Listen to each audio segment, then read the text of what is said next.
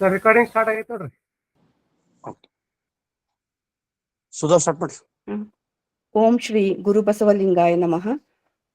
ಎಲ್ಲರಿಗೂ ಶರಣು ಶರಣಾರ್ಥಿ.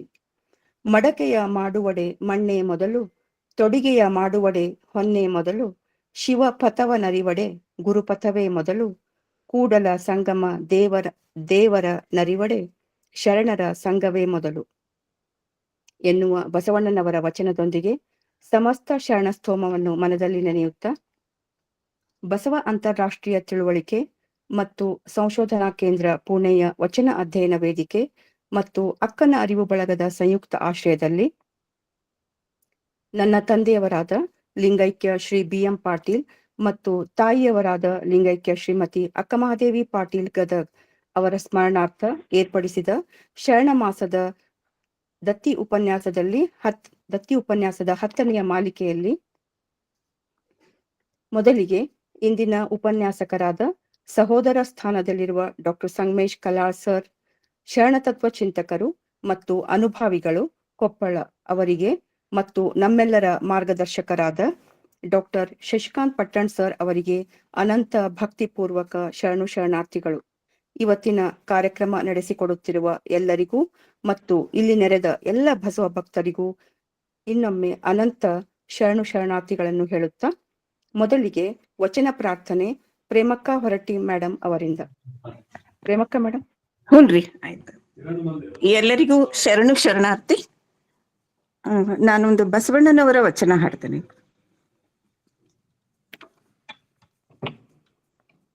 ಮಾಡುವ ನೀಡುವ ಭಕ್ತನ ಕಂಡರೆ, ಮಾಡುವ ನೀಡುವ ಭಕ್ತನ ಕಂಡರೆ, ನಿಧಿ ನಿಧಾನವ ಕಂಡಂತಾಯಿತಯ್ಯ, ನಿಧಿ ನಿಧಾನವ ಕಂಡಂತಾಯಿತಯ್ಯ. ಮಾಡುವ ನೀಡುವ ಭಕ್ತನ ಕಂಡರೆ, ಮಾಡುವ ನೀಡುವ ಭಕ್ತನ ಕಂಡರೆ, ಪಾದೋದಕ ಪ್ರಸಾದದ ಜೀವಿಯ ಕಂಡರೆ, ಪಾದೋದಕ ಪ್ರಸಾದದ ಜೀವಿಯ ಕಂಡರೆ, ಹೋದ ಪ್ರಾಣ ಬಂದಂತಾಯಿತಯ್ಯ, ಹೋದ ಪ್ರಾಣ ಬಂದಂತಾಯಿತಯ್ಯ. ಮಾಡುವ ನೀಡುವ ಭಕ್ತನ ಕಂಡರೆ, ಮಾಡುವ ನೀಡುವ ಭಕ್ತನ ಕಂಡರೆ,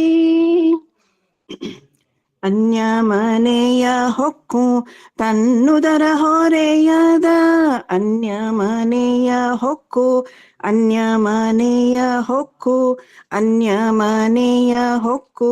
ತನ್ನುದರ ಹೊರೆಯದ, ಅಚ್ಚ ಭಕ್ತನ ಕಂಡರೆ ನಿಶ್ಚಯವಾಗಿಯೋ, ಅಚ್ಚ ಭಕ್ತನ ಕಂಡರೆ ನಿಶ್ಚಯವಾಗಿಯೋ, ಕೂಡಲ ಸಂಗಮ ದೇವಾ ಎಂಬೆ, ಕೂಡಲ ಸಂಗಮ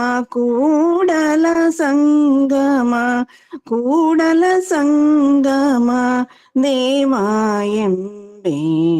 ಮಾಡುವ ನೀಡುವ ಭಕ್ತನ ಕಂಡರೆ, ಮಾಡುವ ನೀಡುವ ಭಕ್ತನ ಕಂಡರೆ, ನಿಧಿ ನಿಧಾನವ ಕಂಡಂತಾಯಿತಯ್ಯ, ನಿಧಿ ನಿಧಾನವ ಕಂಡಂತಾಯಿತಯ್ಯ.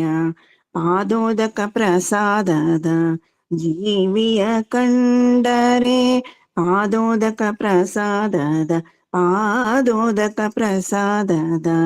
ಜೀವಿಯ ಕಂಡರೆ, ಹೋದ ಪ್ರಾಣ ಬಂದಂತಾಯಿತಯ್ಯ, ಹೋದ ಪ್ರಾಣ ಬಂದಂತಾಯಿತಯ್ಯ.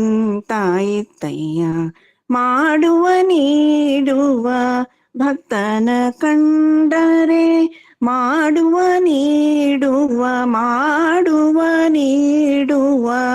ಮಾಡುವ ನೀಡುವ ಭಕ್ತನ ಕಂಡರೆ. ಎಲ್ಲರಿಗೂ ಶರಣು ಶರಣಾರ್ಥಿ. ಅತ್ಯಂತ ಸುಂದರವಾಗಿ ವಚನ ಪ್ರಾರ್ಥನೆ ನಡೆಸಿಕೊಟ್ಟ ಪ್ರೇಮಕ್ಕ ಹೊರಟ್ಟಿ ಮೇಡಮ್ ಅವರಿಗೆ ಅನಂತ ಧನ್ಯವಾದಗಳು. ಈಗ ಸ್ವಾಗತ, ಪರಿಚಯ ಮತ್ತು ಪ್ರಾಸ್ತಾವಿಕ ನುಡಿಗಳು ಶರಣ ಶ್ರೀಶೈಲ್ ಐನಾಪುರ್ ಅವರಿಂದ. ಸರ್. Yes madam. ಎಲ್ರಿಗೂ ಶರಣು ಶರಣಾರ್ಥಿಗಳು. ಬಸವ ಅಂತಾರಾಷ್ಟ್ರೀಯ ತಿಳುವಳಿಕೆ ಮತ್ತು ಸಂಶೋಧನಾ ಕೇಂದ್ರ ಪುಣೆ ವಚನ ಅಧ್ಯಯನ ವೇದಿಕೆ ಮತ್ತು ಅಕ್ಕನ ಅರಿವು ಇದರ ಸಂಯುಕ್ತ ಆಶ್ರಯದಲ್ಲಿ ಇವತ್ತಿನ ದಿವಸ ಉಪನ್ಯಾಸ ಕಾರ್ಯಕ್ರಮ. ಈ ಉಪನ್ಯಾಸದ ತತ್ತಿ ದಾಸೋಹಿಗಳು ಲಿಂಗೈಕ್ಯ ಶ್ರೀ BM ಪಾಟೀಲ್ ಮತ್ತು ಲಿಂಗೈಕ್ಯ ಶ್ರೀಮತಿ ಅಕ್ಕ ಮಹಾದೇವಿ ಇವರ ಸ್ಮರಣಾರ್ಥ ದತ್ತಿ ದಾಸೋಹಿಗಳಾದ ಶ್ರೀಮತಿ ಸುಧಾ ಪಾಟೀಲ್ ಮೇಡಮ್ ಅವರಿಗೆ ಈ ವೇದಿಕೆಗೆ ಭಕ್ತಿಪೂರ್ವಕ ಸ್ವಾಗತವನ್ನು ಕೋರುತ್ತೇನೆ. ಅದೇ ರೀತಿ ಅಕ್ಕನ ಅರಿವಿನ ನಾವಿಕರು, ನಮ್ಮೆಲ್ಲರ ಮಾರ್ಗದರ್ಶಕರು ಆದಂತಹ ಶರಣ ಶಶಿಕಾಂತ್ ಪಟ್ಟಣ್ ಸರ್ ಅವರಿಗೆ ಈ ವೇದಿಕೆ ಪರವಾಗಿ ಅನಂತ ಭಕ್ತಿಯ ಸ್ವಾಗತ, ಸುಸ್ವಾಗತ. ಇವತ್ತಿನ ಈ ಉಪನ್ಯಾಸದ ಕೇಂದ್ರ ಬಿಂದುಗಳಾದಂತಹ ಶರಣ ಸಂಗಮೇಶ್ ಕಲಹಾಳ್ ಸರ್ ಅವರಿಗೆ ನಮ್ಮೆಲ್ಲರ ಪರವಾಗಿ ಭಕ್ತಿಯ ಸ್ವಾಗತ, ಸುಸ್ವಾಗತ. ಇಂದಿನ ಉಪನ್ಯಾಸವನ್ನ ಮನೋಜ್ಞವಾಗಿ ವಚನ ಪ್ರಾರ್ಥನೆಯೊಂದಿಗೆ ನೆರವೇರಿಸಿಕೊಟ್ಟಂತಹ ಶರಣೆ ಪ್ರೇಮ ಹೊರಟ್ಟಿ ಮೇಡಮ್ ಅವರಿಗೂ ಸ್ವಾಗತ, ಸುಸ್ವಾಗತ. ಶರಣ ಸಮರ್ಪಣೆಯನ್ನು ಮಾಡಲಿರುವ ಶರಣೆ ಶಾಂತ ಧುಳಂಗೆ ಮೇಡಮ್ ಅವ್ರಿಗೂ ಸ್ವಾಗತ ಕೋರ್ತಾ, ವಚನ ಮಂಗಳವನ್ನ ಗೈಯಲ್ಲಿರುವ ಶರಣೆ ರೇಣುಕಾ ಬಾಗಲಕೋಟೆ ಮೇಡಮ್ ಅವ್ರಿಗೂ ಸ್ವಾಗತವನ್ನು ಕೋರ್ತಾ, ಇವತ್ತಿನ ಕಾರ್ಯಕ್ರಮದ ನಿರ್ವಹಣೆಯನ್ನ ಅಚಾನಕ್ಕಾಗಿ ನೆರವೇರಿಸುತ್ತಿರುವ ದತ್ತಿ ದಾಸೋಹಿಗಳು ಆದಂತಹ ಸುಧಾಮ್ಮ ಪಾಟೀಲ್ ಅವರಿಗೂ ಮತ್ತೊಮ್ಮೆ ಸ್ವಾಗತವನ್ನು ಕೋರ್ತಾ, ತಾಂತ್ರಿಕ ಸಹಾಯವನ್ನ ಅವಿರತವಾಗಿ ಸಹಾಯ ಸಹಕಾರವನ್ನು ನೀಡುತ್ತಿರುವ ಡಾಕ್ಟರ್ ದಾನಮ್ಮ ಜಳಕಿ ಮೇಡಮ್ ಅವ್ರಿಗೂ, ಡಾಕ್ಟರ್ ಜಯಶ್ರೀ ಪಟ್ಟಣ್ ಮೇಡಮ್ ಅವ್ರಿಗೂ ಸ್ವಾಗತ, ಸುಸ್ವಾಗತ. ಅದೇ ರೀತಿ ಇವತ್ತಿನ ಸಂಘಟಕರಾದ ಪ್ರೊಫೆಸರ್ ಶಾರದಾ ಪಾಟೀಲ್, ಡಾಕ್ಟರ್ ಸರಸ್ವತಿ ಪಾಟೀಲ್, ಶರಣೆ ಗೌರಮ್ಮ ನಾಸಿ, ಶರಣೆ ಸುಧಾ ಪಾಟೀಲ್, ಡಾಕ್ಟರ್ ಶಾರದಾ ಮಣಿ ಹುಣಸಾಳ್, ಶರಣೆ ವಿಜಯಲಕ್ಷ್ಮಿ ಹಂಗರಿಗೆ ಇವರಿಗೂ ಕೂಡ ಪ್ರೀತಿಪೂರ್ವಕ ಸ್ವಾಗತ, ಸುಸ್ವಾಗತವನ್ನು ಕೋರ್ತೇನೆ. ದತ್ತಿ ದಾಸೋಹಿಗಳ ಬಗ್ಗೆ ಸಂಕ್ಷಿಪ್ತ ಪರಿಚಯ.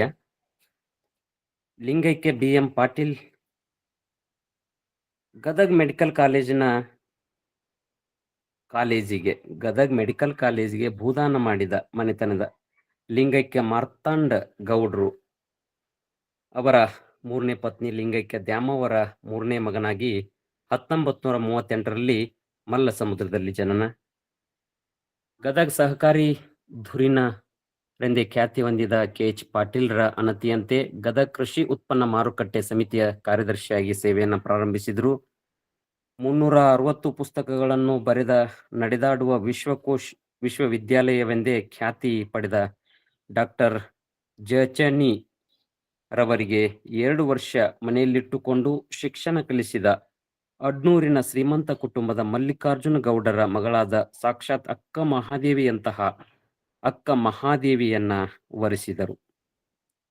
ಬಿಜಾಪುರ, ಧಾರವಾಡದಲ್ಲಿ ಕಾರ್ಯದರ್ಶಿಯಾಗಿ, ಬೆಳಗಾವಿ, ಕಲಬುರಗಿಯಲ್ಲಿ ಉಪನಿರ್ದೇಶಕರಾಗಿ, ಬೆಂಗಳೂರಲ್ಲಿ ಜಂಟಿ ನಿರ್ದೇಶಕರಾಗಿ, ಹೆಚ್ಚುವರಿ ನಿರ್ದೇಶಕರಾಗಿ ಸೇವೆ ಸಲ್ಲಿಸಿ ನಿವೃತ್ತಿಯನ್ನು ಹೊಂದಿದರು. BM ಪಾಟೀಲ್ ಮತ್ತು ಅಕ್ಕ ಮಹಾದೇವಿಯವರಿಗೆ 4 ಜನ ಮಕ್ಕಳು. ಅವರಲ್ಲಿ ಒಬ್ಬರು ನಮ್ಮ ಸುಧಾ ಮೇಡಮ್. APMC ಇಂದ ತಮ್ಮ ಸೇವೆಯುದ್ದಕ್ಕೂ ಒಂದು ಸಾಮಗ್ರಿಯನ್ನು ಪುಕ್ಕಟೆ ತರದೆ ಇದ್ದುದೇ ಇವರ ಕರ್ತವ್ಯ ನಿಷ್ಠೆಗೆ ಹಿಡಿದ ಕನ್ನಡಿ. BM ಪಾಟೀಲ್ರವರ ಕರ್ತವ್ಯ ನಿಷ್ಠೆಗೆ ಹಿಡಿದ ಕನ್ನಡಿ. ಧೀಮಂತ KH ಪಾಟೀಲ್ರ ಒಡನಾಟ, ಡಾಕ್ಟರ್ ಜಯಚನಿ ಶ್ರೀಗಳ ಶುಭಾಶೀರ್ವಾದ ಇವರ ಕುಟುಂಬಕ್ಕೆ ಶ್ರೀರಕ್ಷೆ ಎಂಬುದನ್ನ ನಾವು ಅಕ್ಕನ ಅರಿವಿನ ತಂಡದ ವಿಶ್ವಸ್ತರು, ದತ್ತಿ ದಾಸೋಹಿಗಳಾದ ಸುಧಾ ಅಕ್ಕನವರ ಜೀವಸುಧೆಯಲ್ಲಿ ನಾವೆಲ್ಲ ಕಂಡುಕೊಂಡಿದ್ದೇವೆ. ಇನ್ನು ಕೆಲವು ಮಾತುಗಳಲ್ಲಿ ಉಪನ್ಯಾಸಕರ ಪರಿಚಯನ ಮಾಡಿಕೊಡ್ತಾ ಇದ್ದೇನೆ. ಡಾಕ್ಟರ್ ಸಂಗಮೇಶ್ ಕಲಹಾಳ್ ಸರ್ 1960ರಲ್ಲಿ ಜನನ. ನಮ್ಮ ರಾಮದುರ್ಗದ ಕಲಹಾಳ್ ಗ್ರಾಮ ಇವರ ಮೂಲ. ಆಯುರ್ವೇದ ಸ್ನಾತಕೋತ್ತರ ಪದವೀಧರರು. ಜಿಲ್ಲಾ ಆಯುಷ್ ಅಧಿಕಾರಿಯಾಗಿ ಸೇವೆ ಸಲ್ಲಿಸಿ ನಿವೃತ್ತಿಯ ಮರಳಿ ಅರಳುವುದನ್ನು ಬಸವ ತತ್ವ ಪ್ರಚಾರದಲ್ಲಿ ಕಂಡುಕೊಂಡಿದ್ದಾರೆಂದು ಈ ಅಕ್ಕನ ಅರಿವಿನ ವೇದಿಕೆಯಲ್ಲಿನ ಅವರ ಒಡನಾಟದಿಂದ ನಮಗೆ ತಿಳಿದು ಬರುತ್ತೆ. ಆದರ್ಶ ಶಿಕ್ಷಕ, ರಾಜ್ಯ ಪ್ರಶಸ್ತಿ ಪುರಸ್ಕೃತರಾಗಿದ್ದ, ಗಾಂಧಿವಾದಿಗಳು, ಸರ್ವೋದಯದ ಕಾರ್ಯಕರ್ತರಾಗಿದ್ದ ಲಿಂಗೈಕ್ಯ ಮೈಡ್ವಾಳಪ್ಪನವರು ಹಾಗೂ ಆದರ್ಶ ಶಿಕ್ಷಕಿ ಪಾರ್ವತಮ್ಮನವರ ಮಗನಾಗಿ ಸಂಗಮೇಶ್ವರವರ ಜನನ. ಸರ್ಕಾರಿ ಶಾಲಾ ಶಿಕ್ಷಕಿ ಸರೋಜಿನಿ ಇವರ ಧರ್ಮಪತ್ನಿ. ಉನ್ನತ ವ್ಯಾಸಂಗ ಪಡೆದ ಮುತ್ತಿನಂತ 3 ಜನ ಮಕ್ಕಳು. ಅವರ ಹೆಸರುಗಳು ಬಹಳಷ್ಟು ವಿಶಿಷ್ಟವಾಗಿವೆ. ಮೊದಲನೇದವಳು ಓಂ ಶ್ರೀ, ಎರಡನೇದವಳು ನಮಃ ಶ್ರೀ, ಮೂರನೇದವನು ಶಿವಾಯ ಶ್ರೀ. ಖಾಸಗಿ ವೈದ್ಯಾಧಿಕಾರಿಯಾಗಿ ಕಂಪ್ನಿಯಲ್ಲಿ ಸೇವೆ ಸಲ್ಲಿಸುವಾಗ ಸಾಕಷ್ಟು ಯುವಕರಿಗೆ ಸನ್ಮಾರ್ಗವನ್ನು ತೋರಿದ್ದು ಇವರಿಗೆ ತೃಪ್ತಿಯನ್ನ ನೀಡಿದೆ.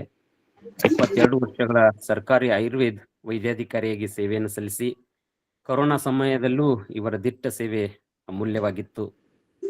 ಆಯುಷ್ ವೈದ್ಯಾಧಿಕಾರಿಗಳ ಸಂಘದ ಸಂಸ್ಥಾಪಕ ಅಧ್ಯಕ್ಷರಾಗಿ 10 ವರ್ಷ ಸೇವೆ, ಭಾರತೀಯ ಚಿಕಿತ್ಸಾ ದರ್ಶನ ರಾಷ್ಟ್ರೀಯ ಸಮ್ಮೇಳನ ಅಧ್ಯಕ್ಷರಾಗಿ ಪಂಚಕರ್ಮ ಚಿಕಿತ್ಸಾ ವಿಧಾನವನ್ನು ರಾಜ್ಯಾದ್ಯಂತ ಜನಪ್ರಿಯಗೊಳಿಸಿದಂಥವ್ರು ಇವರು. ರಾಷ್ಟ್ರೀಯ ಅಂತಾರಾಷ್ಟ್ರೀಯ ಆಯುರ್ವೇದ ಸಮ್ಮೇಳನವನ್ನು ಸಂಘಟಿಸಿದವರು. ಮಡಿವಾಳ ಮಾಚಿದೇವರ ಜೀವನ ಚರಿತ್ರೆ ಪುಸ್ತಕವನ್ನು 16,000 ಪ್ರತಿಗಳಲ್ಲಿ ಪ್ರಕಟಿಸಿ ಹಂಚಿದಂಥವರು. ವಿವಿಧ ಪುಸ್ತಕಗಳಿಗೂ ಕೂಡ ಗ್ರಂಥ ದಾಸೋಹಿಗಳ ಆಗಿದ್ದಂಥವರು. ಇವರ ಮುಡಿಗೇರಿದ ಪ್ರಶಸ್ತಿಗಳು: ಸಿದ್ಧ ಸಂಸ್ಕಾರ ಅಂತಾರಾಷ್ಟ್ರೀಯ ಪ್ರಶಸ್ತಿ, ವಿಶ್ವ ಆದರ್ಶ ಕುಟುಂಬ, ಮಡಿವಾಳ ರತ್ನಶ್ರೀ, ಬಸವ ಮಾಚಿದೇವಶ್ರೀ, ಶರಣ ದಂಪತಿ, ಕಾಯಕ ಯೋಗಿ, ಆರೋಗ್ಯ ದಾಸೋಹಿ, ಶ್ರೀ ಧನ್ವಂತರಿ, ವೈದ್ಯರತ್ನ, ಬಸವಶ್ರೀ ಇತ್ಯಾದಿಗಳು. ಇವರು ಬಳ್ಳಾರಿ, ಹಾಸನ, ರಾಯಚೂರು, ಬೆಂಗಳೂರು, ಬಾಗಲಕೋಟೆ, ವಿಜಯಪುರ, ಧಾರವಾಡ, ಕೊಪ್ಪಳ ಜಿಲ್ಲೆಗಳಲ್ಲಿ ಇವರ ಸೇವೆ ಅನನ್ಯ. ಬಸವ ಅಂತಾರಾಷ್ಟ್ರೀಯ ತಿಳುವಳಿಕೆ ಮತ್ತು ಸಂಶೋಧನಾ ಕೇಂದ್ರದ ಅಜೀವ ಸದಸ್ಯರು ಮತ್ತು ದತ್ತಿ ದಾಸೋಹಿಗಳು, ಕಟ್ಟಾ ಬಸವ ತತ್ವ ಅನುಯಾಯಿಗಳು. ಹೀಗಾಗಿ ಇವರು ಸರಳ ವ್ಯಕ್ತಿತ್ವದಿಂದ ಸುಂದರ, ಸಂತೋಷ, ಸಂತೃಪ್ತಿಯ ಜೀವನ ನಡೆಸುತ್ತಿದ್ದಾರೆ ಎಂದು ನಮಗೆ ತಿಳಿದು ಬರುತ್ತೆ. ಸಮಯಕ್ಕೆ ಸೀಮಿತನಾಗಿ ನನ್ನ ಪರಿಚಯವನ್ನು ಸಂಕ್ಷಿಪ್ತಗೊಳಿಸಿದ್ದೇನೆ. ಇನ್ನು ನಮ್ಮ ಸಂಘಟನೆಯಿಂದ ಸಾಕಷ್ಟು ಮಹತ್ತರ ಕಾರ್ಯಗಳು ನೆರವೇರ್ತಾ ಬಂದಿದ್ದಾವೆ. ಶಶಿಕಾಂತ್ ಪಟ್ಟಣ್ ಸರ್ ಅವರ ನೇತೃತ್ವದಲ್ಲಿ ತನ್ನದೇ ಆದ ವಿಶಿಷ್ಟ ಕಾರ್ಯವೈಖರಿಗಳಿಂದ ರಾಷ್ಟ್ರೀಯ ಅಂತಾರಾಷ್ಟ್ರೀಯ ಮಟ್ಟದಲ್ಲಿ ಗುರುತಿಸಿಕೊಂಡಿದೆ. ಸಾಧಿಸಿದ್ದು ಬಹಳಷ್ಟಾದರೂ ಇನ್ನೂ ಸಾಧಿಸಬೇಕಾದದ್ದು ಬಹಳಷ್ಟಿದೆ ಎಂಬ ಮಾತನ್ನ ನಾವು ಪಟ್ಟಣ್ಸ್ ಅವರ ಮಾತುಗಳಲ್ಲಿ ಕೇಳಿಕೊಂಡಿದ್ದೇವೆ. ನನ್ನ ಒಂದು ವೇದಿಕೆಗೆ ಮನವಿ ಏನಂದ್ರೆ, ಬಸವಣ್ಣ ಎಂದು 4 ಗಾಲಿನ ಎತ್ತುಗಳಿಗೆ ಎಲ್ಲ ದೇವಸ್ಥಾನಗಳಲ್ಲಿ ಅವುಗಳನ್ನು ಕುಂಡ್ರಿಸಿದ್ದಾರೆ.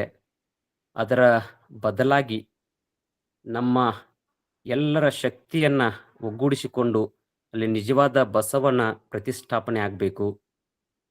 ಆಮೇಲೆ ಇನ್ನು ಸಾಕಷ್ಟು ಅಂಧ ಮೂಢನಂಬಿಕೆಗಳು ಸಮಾಜದಲ್ಲಿವೆ. ಅವೆಲ್ಲವೂ ನಮ್ಮ ವೇದಿಕೆಯಿಂದ, ಮತ್ತೆ ಇಷ್ಟಲಿಂಗ ಪೂಜೆ, ಈ ನಮ್ಮ ಲಿಂಗಾಯತದ ಎಲ್ಲ ತತ್ವ ಸಿದ್ಧಾಂತಗಳನ್ನು ನಾವು ಎಲ್ಲ ಕಾರ್ಯಕ್ರಮಗಳಲ್ಲಿ ಅಳವಡಿಸಿಕೊಂಡು ಜಾರಿಗೆ ತರೋಣ ಅಂತ ವಿನಂತಿಸಿಕೊಳ್ತಾ, ಮನವಿಯನ್ನು ಮಾಡಿಕೊಳ್ತಾ, ನನಗೆ ಕೊಟ್ಟ ಅವಕಾಶಕ್ಕಾಗಿ ತಮ್ಮೆಲ್ಲರಿಗೂ ವಂದಿಸುತ್ತಾ ಎಲ್ರಿಗೂ ಶರಣಾರ್ಥಿ.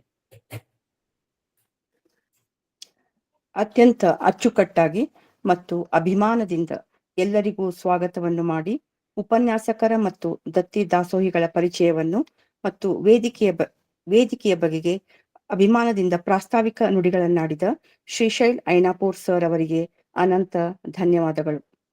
ಈಗ ಸ್ಥಾವರ ಕಳಿವುಂಟು ವಿಷಯದ ಬಗೆಗೆ ಉಪನ್ಯಾಸ ನೀಡಲು ನಮ್ಮ ವೇದಿಕೆಗೆ ಡಾಕ್ಟರ್ ಸಂಗಮೇಶ್ ಕಲ್ಹಾಳ್ ಸರ್ ಅವರಿಗೆ ಸ್ವಾಗತಿಸುತ್ತೇನೆ. ಸರ್.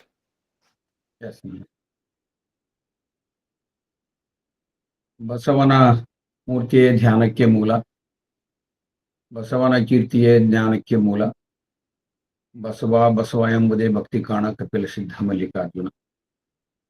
ಬಸವಾದಿ ಪ್ರಮಥರನ್ನ ಸ್ಮರಿಸಿಕೊಳ್ತಾ ಜಗತ್ತಿನ ಎಲ್ಲ ದಾರ್ಶನಿಕರನ್ನ ಸ್ಮರಿಸಿಕೊಳ್ತಾ ಈ ಒಂದು ನಮ್ಮ ಅಂತಾರಾಷ್ಟ್ರೀಯ ಬಸವ ತಿಳುವಳಿಕೆ ಮತ್ತು ಸಂಶೋಧನಾ ಕೇಂದ್ರ ಪುಣೆ, ಅಕ್ಕನರಿವು ಬಳಗ ಮತ್ತು ವಚನ ಅಧ್ಯಯನ ವೇದಿಕೆ ಪುಣೆ ಸಂಯುಕ್ತವಾಗಿ ಈ ಏರ್ಪಡಿಸಿರುವಂತಹ ಈ ಶ್ರಾವಣ ವಿಶೇಷ ಕಾರ್ಯಕ್ರಮದಲ್ಲಿ ಇವತ್ತಿನ ದತ್ತಿ ಉಪನ್ಯಾಸವಾದ ಒಂದು ಅವಕಾಶವನ್ನು ನೀಡಿದ್ದಕ್ಕಾಗಿ ಡಾಕ್ಟರ್ ಶಶಿಕಾಂತ್ ಪಟ್ಟಣ್ ಸರ್ನ ಹಿಡ್ಕೊಂಡು ಎಲ್ಲ ಬಳಗದ ಸದಸ್ಯರ ತಂದೆ ತಾಯಿಗಳಿಗೆ ನಾನು ಅನಂತ ಧನ್ಯವಾದಗಳನ್ನ ಅರ್ಪಿಸುತ್ತಾ ಬಹಳ ಒಂದು ವಿಶೇಷವಾದ ವಿಷಯವನ್ನು ಕೊಟ್ಟಿದ್ದಾರೆ.